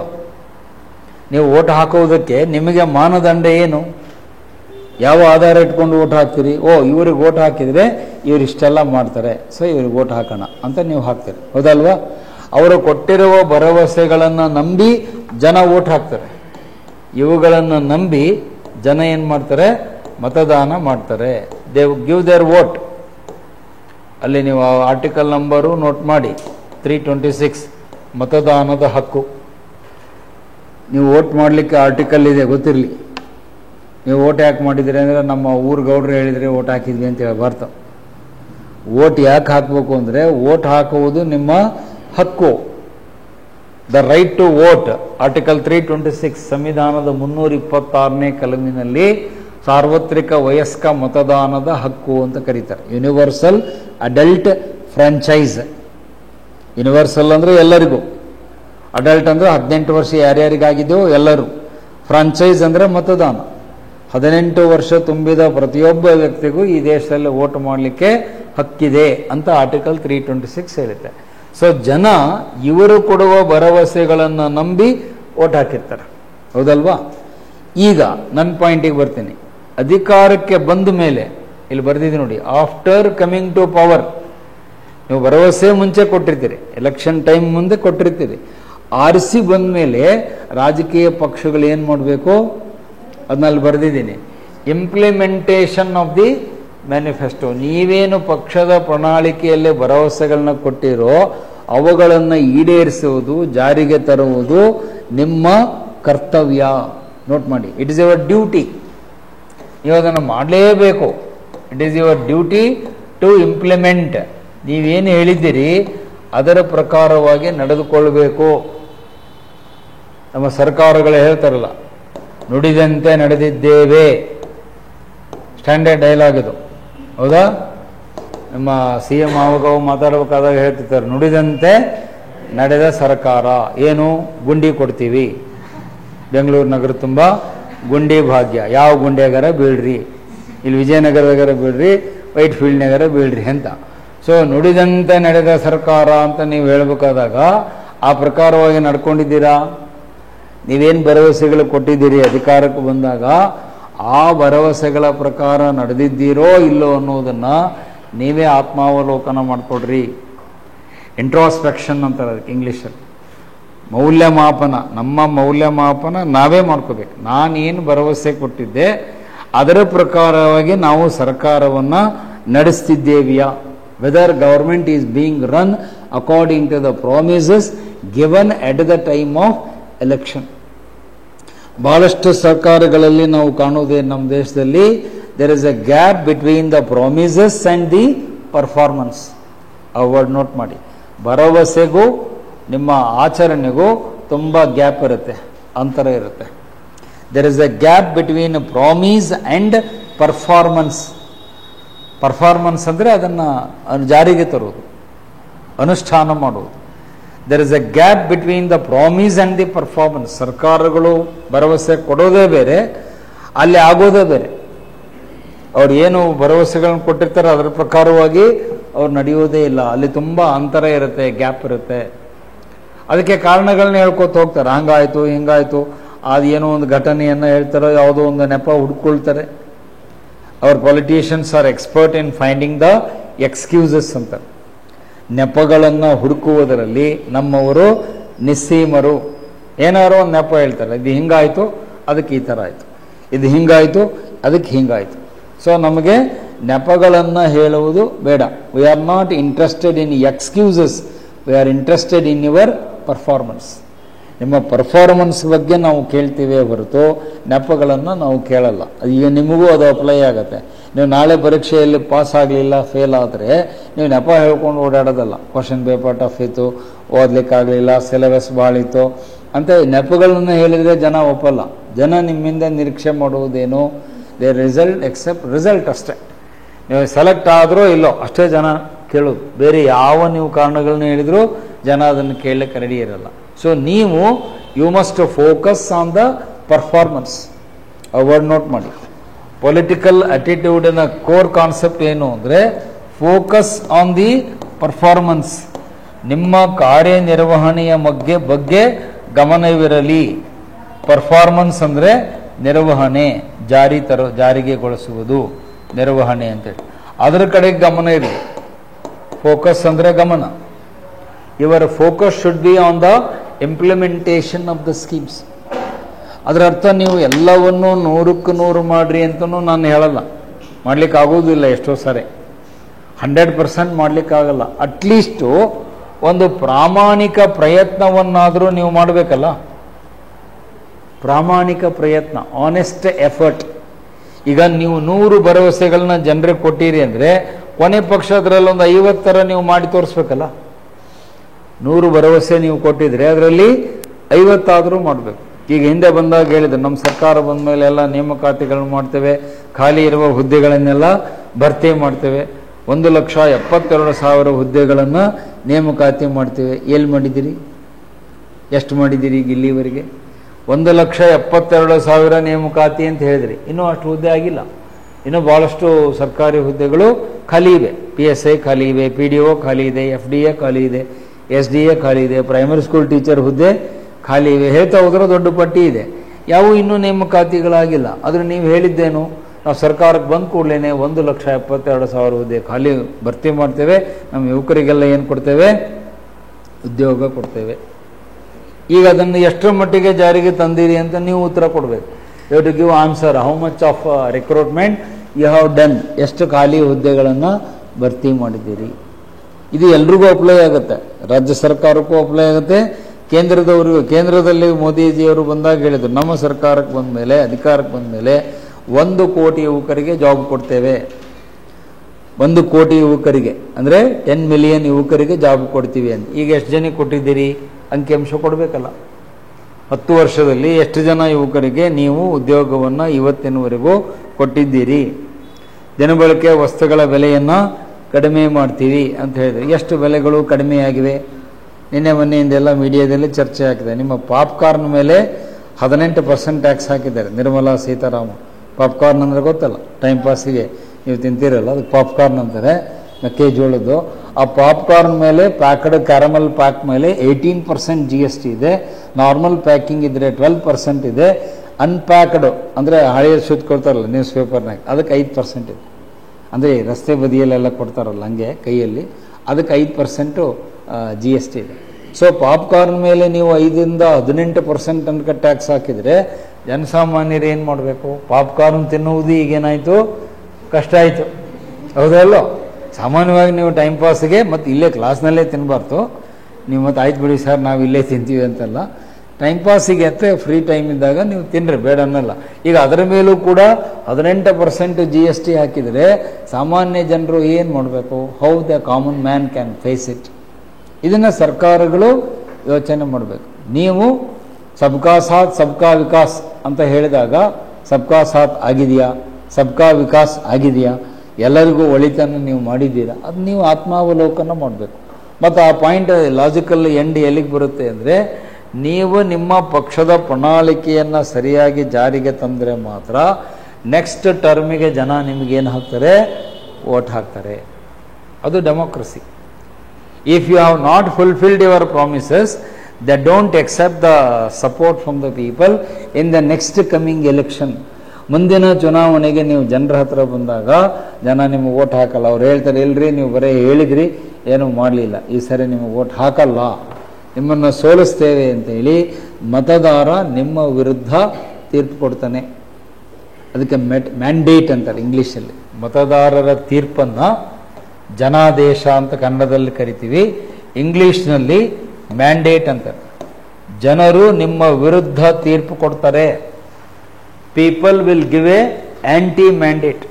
ನಿಮ್ಮ ವಿರುದ್ಧವಾದ ತೀರ್ಪನ್ನು ಎಲೆಕ್ಷನ್ನಲ್ಲಿ, ಮತದಾನದಲ್ಲಿ ನಿಮ್ಮ ವಿರುದ್ಧದ ತೀರ್ಪನ್ನು ಜನ ಕೊಡ್ತಾರೆ. ಯಾವಾಗ?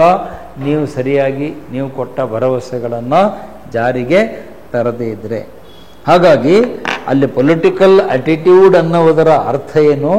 ನೀವು ಎಲೆಕ್ಷನ್ ಟೈಮ್ನಲ್ಲಿ ಭರವಸೆಗಳನ್ನ ಕೊಡಬೇಕಾದಾಗ ಯೋಚನೆ ಮಾಡಿ ಕೊಡ್ರಿ, ಅದು ನಮ್ಮ ವಾದ. ಭರವಸೆಗಳನ್ನೇ ಕೊಡಬೇಡ್ರಿ ಅಂತ ನಾನು ಹೇಳಲ್ಲ. ಯಾಕಂದ್ರೆ ಚುನಾವಣೆ ಗೆಲ್ಲಬೇಕು ಅಂದರೆ ಭರವಸೆ ಕೊಡಲೇಬೇಕು. ಈಗ ನೋಡಿ, ಇನ್ನೊಂದು ತಿಂಗಳು ಬಿಟ್ಟರೆ ಎಲ್ಲಿ ಎಲೆಕ್ಷನ್ ಸ್ಟಾರ್ಟ್ ಆಗುತ್ತೆ? ಡೆಲ್ಲಿ MLA ಎಲೆಕ್ಷನ್ ಬರುತ್ತೆ ಡೆಲ್ಲಿಯಲ್ಲಿ. ಆಗಲೇ ಅರವಿಂದ್ ಕೇಜ್ರಿವಾಲ್ ಅವರು ಘೋಷಣೆ ಮಾಡಿದ್ದಾರೆ, ಪ್ರತಿ ಕುಟುಂಬದ ಮಹಿಳೆಗೆ ನಾವು ಪ್ರತಿ ತಿಂಗಳು 2,500 ನಿಮ್ಮ ಅಕೌಂಟಿಗೆ ಹಾಕ್ತೀವಿ. ನಿನ್ನೆ ಅನೌನ್ಸ್ ಮಾಡಿದರೆ ಡೆಲ್ಲಿಯಲ್ಲಿ. ಪ್ರತಿ ಮಹಿಳೆಗೆ, ಪ್ರತಿ ಕುಟುಂಬದಲ್ಲಿ ಪ್ರತಿ ತಿಂಗಳಿಗೆ 2,500 ರೂಪೀಸ್ ನಿಮ್ಮ ಅಕೌಂಟಿಗೆ ಹಾಕ್ತೀವಿ ಅಂತ ಘೋಷಣೆ ಮಾಡಿ ಆಯಿತು. ಯಾರು? ಆಪ್ ಪಕ್ಷ, ಆಮ್ ಆದ್ಮಿ ಪಕ್ಷದ. ಈಗ ಅವರು 2,500 BJP ಅವರು ಹೇಳ್ತಾರೆ ನಾವು 3,000 ಹಾಕ್ತೀವಿ. ಅದು ಇನ್ನೂ ಅವ್ರು ಹೇಳಿಲ್ಲ, ನನ್ನ ಅಂದಾಜು ಮಾಡಬಹುದು ಅಂತ. ಇನ್ನೊಂದು ಯಾವುದೋ ಪಕ್ಷದವರು ಬರ್ತಾರೆ ನಾವು 3,500 ಹಾಕ್ತೀವಿ. ಆದರೆ ಇಲ್ಲಿ ಕೂತಿರೋರು ನೀವು ಯೋಚನೆ ಮಾಡಬೇಕು, ಈ ದುಡ್ಡು ಎಲ್ಲಿಂದ ಹಾಕ್ತೀರಿ? ಎಲ್ಲಿ? ನಮ್ಮ ಜೇಬಿಂದ. ನಮ್ದಂದ್ರೆ ನಮ್ಮದೇ ಜೇಬಲ್ಲ, ಜನರು ಅಂತ, ಪಬ್ಲಿಕ್. ನಮ್ಮ ದುಡ್ಡನ್ನೇ ನೀವು ಅಲ್ಲಿ ಕೊಡುತ್ತಾನೆ. ಅವ್ರು ಯಾರು ತಮ್ಮ ಮನೆಯಿಂದ ಜೇಬಿಂದ ಯಾರು ತಂದು ದುಡ್ಡು ಕೊಡಲ್ಲ. It is a tax payers money. ತೆರಿಗೆದಾತರ ದುಡ್ಡನ್ನೇ ನೀವು ಅಲ್ಲಿ ಕೊಡ್ತಾ ಇದ್ದೀರಿ. ಎಲ್ಲಿದೆ ಅದಕ್ಕೆ ಸೋರ್ಸು? ನಿಮ್ಮ ಬಜೆಟ್ ಎಷ್ಟು? ಟ್ಯಾಕ್ಸ್ ಎಷ್ಟು ಹಾಕ್ತೀರಿ? ಕಲೆಕ್ಷನ್ ಎಷ್ಟಾಗುತ್ತೆ? ಮತ್ತು ಹಾಗೆ ಮಾಡುವುದರಿಂದ ಮಹಿಳೆಯರಿಗೆ ಅದರಿಂದ ಅನುಕೂಲ ಆಗುತ್ತೋ ಆಗಲ್ವೋ? ಜೆನ್ಯುವಿನ್ ಆದಂಥ ವ್ಯಕ್ತಿಗೆ ಅದು ತಲುಪುತ್ತೋ ತಲುಪಲ್ವೋ? ಎಷ್ಟೋ ಸರಿ ನಮ್ಮಲ್ಲಿ ಯೋಜನೆಗಳೇನಾಗ್ತವೆ, ಅಲ್ಲಿ ಫಲಾನುಭವಿ ಇರೋರೇ ಒಂದು, ಅದನ್ನು ಪಡೆದುಕೊಳ್ಳೋರೇ ಒಂದು. ಅಂದರೆ ಮಿಸ್ಯೂಸ್ ಅಂತಾರೆ ಅದಕ್ಕೆ. ಯೋಜನೆ ಹೆಸರಿನಲ್ಲಿ ಯಾರ್ಯಾರಿಗೂ ಆ ಹಣ ಸಂದಾಯ ಆಗಿ ದುರುಪಯೋಗ ಆದಂಥ ಪ್ರಕರಣಗಳು ಕೂಡ ನಮ್ಮಲ್ಲಿ ಜಾಸ್ತಿ ಇವೆ. ಹಾಗಾಗಿ ನೀವು ರಾಜಕೀಯವಾದ ದೃಷ್ಟಿಕೋನವನ್ನು ಬೆಳೆಸ್ಕೊಳ್ಳೋದು ಅಂದರೆ ಈ ಬೇಸಿಕ್ ಪಾಯಿಂಟ್ ನೆನ್ಪಿಟ್ಕೋಬೇಕು. ನೀವೇನು ಭರವಸೆಗಳನ್ನು ಚುನಾವಣಾ ಕಾಲದಲ್ಲಿ ಕೊಟ್ಟಿದ್ದೀರಿ ಅದನ್ನು ಆನೆಸ್ಟ್ ಆಗಿ ಜಾರಿಗೆ ತರಬೇಕು. ತಂದಾಗ ಮಾತ್ರ ನಿಮಗೆ ಜನ ಮುಂದಿನ ಚುನಾವಣೆಯಲ್ಲಿ ಜನಾದೇಶವನ್ನು ಕೊಡ್ತಾರೆ. ನೀವು ಒಂದು ವೇಳೆ ಮಾತಿಗೆ ತಪ್ಪಿ ನಡೆದರೆ, ಅದಕ್ಕೆ ಮಾತಿಗೆ ತಪ್ಪೋದು ಅಂತಾರೆ ಹಳ್ಳಿ ಕಡೆ ಜನ. ಮಾತು ಕೊಟ್ರಿ, ಮಾತಿಗೆ ತಪ್ಪಿಬಿಟ್ರು, ಅದಂಗೆ ನಡ್ಕೊಳ್ಳಿಲ್ಲ ಅಂದರೆ ಜನ ನಿಮಗೆ ಪಾಠವನ್ನು ಚುನಾವಣೆಯ ಸಮಯದಲ್ಲಿ ಕಲಿಸ್ತಾರೆ. People will teach you a lesson at the time of election every 5 years. ಆ ಮತದಾರ ತಾನು ಯಾರಿಗೆ ಸಪೋರ್ಟ್ ಮಾಡಬೇಕು ಅನ್ನೋದನ್ನು ಅವನು ತೇಟ್ ಕೊಡ್ತಾನೆ, ಎಲೆಕ್ಷನ್ ರಿಸಲ್ಟಲ್ಲಿ ತೇಟ್ ಕೊಡ್ತಾನೆ. ಸೊ ಆದ್ದರಿಂದ ಆ ಪೊಲಿಟಿಕಲ್ ಅಟಿಟ್ಯೂಡ್ ಅಂದಾಗ ಈ 3 ಸಂಗತಿಗಳು. ಒಂದು, ರಾಜಕೀಯ ಅನ್ನೋದು ಸೇವೆ, ಜನಸೇವೆ, ಆ ಫಸ್ಟ್ ಪಾಯಿಂಟ್ ನೆನ್ಪಿಟ್ಕೊಳ್ಳಿ. ಸೆಕೆಂಡು, ರಾಜಕೀಯದಲ್ಲಿರುವವರು ಜವಾಬ್ದಾರಿಯನ್ನು ಕಲಿತ್ಕೊಳ್ಬೇಕು, ರೆಸ್ಪಾನ್ಸಿಬಿಲಿಟಿ ತೆಗೆದುಕೊಳ್ಳುವುದನ್ನು ಕಲಿಬೇಕು ಅನ್ನೋದು ಎರಡನೇ ಪಾಯಿಂಟು. ಮೂರನೇದು, ನೀವೇ ಕೊಟ್ಟ ಭರವಸೆಗಳನ್ನು ಆನೆಸ್ಟಾಗಿ ಜಾರಿಗೆ ತರಬೇಕು. ಭರವಸೆ ಕೊಡಬೇಕಾದಾಗ ನೀವು ಯೋಚನೆ ಮಾಡಬೇಕು, whether it is possible or not. ನಾನು ಈ ಭರವಸೆ ಕೊಟ್ಟರೆ ಇದನ್ನು ಮುಂದುವರಿಸ್ಕೊಂಡು ಹೋಗ್ಲಿಕ್ಕೆ ನನಗೆ ಆಗುತ್ತಾ ಇಲ್ವಾ ಅನ್ನುವುದನ್ನು 10 ಸಾರಿ ಯೋಚನೆ ಮಾಡಬೇಕು. Think 10 times before you give promise. ಸಣ್ಣ ಉದಾಹರಣೆ ಕೊಟ್ಟು ಚರ್ಚೆ ಮುಗಿಸ್ತೇನೆ. ದಿನ ನನ್ನ ಕ್ಲಾಸಿಗೆ ಯಾರು ಬರ್ತೀರೋ ಅವ್ರಿಗೆ ದಿನಾಲ್ಗೂ ಕ್ಲಾಸ್ ಬಿಟ್ಟ ಮೇಲೆ ಅವ್ರಿಗೊಂದು ಮಸಾಲೆ ದೋಸೆ, ಇಡ್ಲಿ, ವಡ ನಾನು ಕೊಡ್ತೇನೆ ಅಂತ ಹೇಳಿದರೆ ನಿಮಗೆಲ್ಲ ಭಾಳ ಖುಷಿ ಆಗುತ್ತೆ. ಅಪರೂಪಕ್ಕೆ ಸರಿಗೆ ಒಂದು ಒಳ್ಳೆಯ ಬುದ್ಧಿ ಬಂತು, ಇವತ್ತಾದರೂ ಒಳ್ಳೆಯವರಾದ್ರೆ ಸರ್ ಅಂತ ನೀವು ಅಂತಿರೋದಿಲ್ಲ, ಗೊತ್ತಿಲ್ಲ, ನಂದ ಊಹೆ ಅಷ್ಟೇ, ಹೌದಾ? ಆದರೆ ನಾನು ಅದನ್ನು ಹೇಳೋಕೆ ಮುಂಚೆ ಯೋಚನೆ ಮಾಡಬೇಕು. ಪ್ರತಿದಿನ ಹುಡುಗರಿಗೆ ನಾನು ಕ್ಲಾಸ್ ಬಿಟ್ಕೊಳ್ಳೆ ಮಸಾಲೆ ದೋಸೆ, ಇಡ್ಲಿ, ವಡ ಕೊಡೋಕ್ಕೆ ಆಗುತ್ತಾ ಆಗಲ್ವಾ? ಫೀಸಿಬಿಲಿಟಿ ಅಂತಾರೆ ಅದಕ್ಕೆ ಇಂಗ್ಲೀಷಲ್ಲಿ. ಫೀಸಿಬಿಲಿಟಿ, ಸಾಧ್ಯತೆಯನ್ನು ನಾನು ನೋಡಬೇಕು. ಒಂದು ಮಸಾಲೆ ದೋಸೆ ಅಂದರೆ 70 ರೂಪಾಯಿ, ಇಡ್ಲಿ ವಡ ಅಂದರೆ 40-50 ರೂಪಾಯಿ ಆಗುತ್ತೆ. ನೀವೊಂದು 30 ಜನ ವಿದ್ಯಾರ್ಥಿಗಳಿದ್ದೀರಿ, ಕನಿಷ್ಠ ಒಂದು 20 ಜನ ಅಂತೂ ದಿನ ಇದ್ದೇ ಇರ್ತೀರಿ. ಆಮೇಲೆ ಇಡ್ಲಿ ವಡ ಅಂದಮೇಲೆ ಹುಡುಗರು ಜಾಸ್ತಿ ಆಗೋ ಸಾಧ್ಯತೆಯೂ ಇರುತ್ತೆ ಬ್ರ್ಯಾಕೆಟ್ನಲ್ಲಿ. ಈಗ ಕೆಲವರು ಬಂದಿಲ್ಲ, ಅಬ್ಸೆಂಟ್ ಆಗಿರೋ, ನಾಳೆ ಸರ್ ಮಸಾಲೆ ದೋಸೆ ಕೊಡ್ತಾರೆ ಅಂದರೆ ಇಲ್ಲದೇ ಇರೋ ಹುಡುಗರು ಕೂಡ ಬಂದು ಜಾಯ್ನ್ ಆಗ್ಬೋದು. ಒಂದು 60 ಜನ ಅಂತ ಇಟ್ಕೊಳ್ಳಿ. ಸೊ 60 × 70 ರೂಪಾಯಿ ಎಷ್ಟಾಯಿತು? 4200. ಪ್ರತಿದಿನ ನಾನು ಕ್ಲಾಸ್ ತಗೋಬೇಕು, ಇಂಟು 30, 4200 × 30 ಕ್ಯಾಲ್ಕುಲೇಷನ್ ಮಾಡಿರಿ, ಎಷ್ಟಾಯಿತು? ಅಷ್ಟು ದುಡ್ಡು ನನ್ನ ಹತ್ರ ಇದೆಯಾ? ನಾನು ಯೋಚನೆ ಮಾಡಬೇಕು. ಇದು ಲಾಜಿಕ್. ಆದರೆ ಸರ್ಕಾರ, ನಾನು ಸಣ್ಣ ಎಕ್ಸಾಂಪಲ್ ಕೊಟ್ಟಿದ್ದು, ಇಡ್ಲಿ ವಡೆದು ಚಿಕ್ಕ ಎಕ್ಸಾಂಪಲ್. ಇಲ್ಲಿ ಸರ್ಕಾರದಲ್ಲಿ ನಡೆಯೋದು ಕೋಟಿಗಟ್ಟಲೆ ನಡೆಯುತ್ತೆ, ಕ್ರೋರ್ಸ್ ಟುಗೆದರ್, ಸಾವಿರಾರು ಕೋಟಿಗಳಲ್ಲಿ. ನಿಮ್ಮ ಯುವ ನಿಧಿ ಆ ಯೋಜನೆ ನಿಮಗೆಲ್ಲ ಗೊತ್ತಿದೆ. ಗ್ರಾಜ್ಯುಯೇಟ್ಸ್ಗೆ 3000, ಡಿಪ್ಲೊಮಾ ಹೋಲ್ಡರ್ಸ್ಗೆ 1500. ಗೃಹಲಕ್ಷ್ಮಿ ಯೋಜನೆ ಪ್ರತಿ ಮಹಿಳೆಗೆ 2000. ಗೃಹ ಜ್ಯೋತಿ 200 ಯೂನಿಟ್ ವಿದ್ಯುತ್ತು ಫ್ರೀ, ಗೃಹ ಜ್ಯೋತಿ ಯೋಜನೆ. ನಾರಿ ಶಕ್ತಿ ನಿಮಗೆ ಗೊತ್ತೇ ಇದೆ, ಬಿಟ್ಟುಗಳೇ ಬಸ್ಸಿಗೆ ಹೋಗ್ತೀರಿ, ಅದು ನಿಮಗೆ ಗೊತ್ತೇ ಇದೆ, free bus ticket, Stree Shakti ಯೋಜನೆ. ಈಗ ಯೋಜನೆಗಳನ್ನು ಮಾಡಿದರು, ಬಟ್ ಸರ್ಕಾರದ ಮೇಲೆ ಅದರ ಮೇಲೆ ಏನು ಬೀಳ್ತಾ ಇದೆ? ಈಗ ಭಾರ ಬೀಳ್ತಾ ಇದೆ. 56,000 ಕೋಟಿ ರೂಪಾಯಿ ಹೊರೆ ಬೀಳ್ತಾ ಇದೆ ಎವ್ರಿ ಇಯರ್. ನಾನು ಹೇಳ್ತಿರೋದು, ಒಂದು ವರ್ಷಕ್ಕೆ ಸರ್ಕಾರಕ್ಕೆ 56,000 crores ಆಫ್ ರುಪೀಸ್ ಹೊರೆ ಬೀಳ್ತಾ ಇದೆ. ಈಗ ಅದನ್ನು ಮ್ಯಾನೇಜ್ ಮಾಡುವುದು ಸರ್ಕಾರಕ್ಕೆ ಕಷ್ಟ ಆಗ್ತಾ ಇದೆ. ಆದರೆ ಈಗ ಅವರು ಏನು ಕೊಟ್ಟಿದ್ದಾರೆ? ಭರವಸೆ ಕೊಟ್ಬಿಟ್ಟಿದ್ದೀರಿ. ಈಗ ನಿಮ್ಮ ಭರವಸೆ ಪ್ರಕಾರ ನಡೀಬೇಕು. ನಡೀಲಿಲ್ಲ ಅಂದರೆ ನೆಕ್ಸ್ಟ್ ಅದರ ಏಟು ಎಲ್ಲಿ ಬೀಳುತ್ತೆ? ಮುಂದಿನ ಚುನಾವಣೆಗೆ ಅದರ ಹೊಡೆತ ಆಡಳಿತ ಪಕ್ಷಕ್ಕೆ ಬೀಳುತ್ತೆ. ಇದು ಯಾವುದೇ ಒಂದು ಪಕ್ಷದ ಕಥೆ ಅಂತಲ್ಲ. ನಮ್ಮ ದೇಶದಲ್ಲಿ ಎಲ್ಲ ರಾಜಕೀಯ ಪಕ್ಷಗಳು ಕೇಂದ್ರದಲ್ಲಾಗಲಿ ರಾಜ್ಯದಲ್ಲಾಗಲಿ ಓಟ್ ಬರಲಿ ಅಂತೇಳಿ ಮೊದಲು ಭರವಸೆ ಕೊಟ್ಬಿಡ್ತಾರೆ. ಭರವಸೆ ಕೊಟ್ಟ ಮೇಲೆ ಆಮೇಲೆ ಏನಾಗ್ತಾರೆ? ಸಿಕ್ಕಾಕೊಳ್ತಾರೆ. They are caught in their own web ಅಂತಾರೆ ಇಂಗ್ಲೀಷಲ್ಲಿ. ನೀವೇ ಬೀಸಿದ ಬಲೆಯಲ್ಲಿ ನೀವು ಹೋಗಿ ಸಿಕ್ಕಾಕೊಳ್ತೀರಿ, ಅಷ್ಟು ನೆನಪಿಟ್ಕೊಳ್ಳಿ. You are caught in your own net, it is your own net. ನಿಮ್ಮದೇ ಬಲೆ, ನಿಮ್ಮದೇ ಗುಂಡಿಯಲ್ಲಿ ನೀವೇ ಹೋಗಿ ಹಾರ್ಕೊಂಡು ಬೀಳ್ತೀರಿ. ಆ ತಪ್ಪು ಮಾಡಬೇಡ್ರಿ ಅನ್ನುವುದು ಪೊಲಿಟಿಕಲ್ ಆಟಿಟ್ಯೂಡ್. ನೀವು ಭರವಸೆ ಕೊಡ್ರಿ, ಬಟ್ ಆ ಭರವಸೆ ಹೆಂಗಿರಬೇಕು?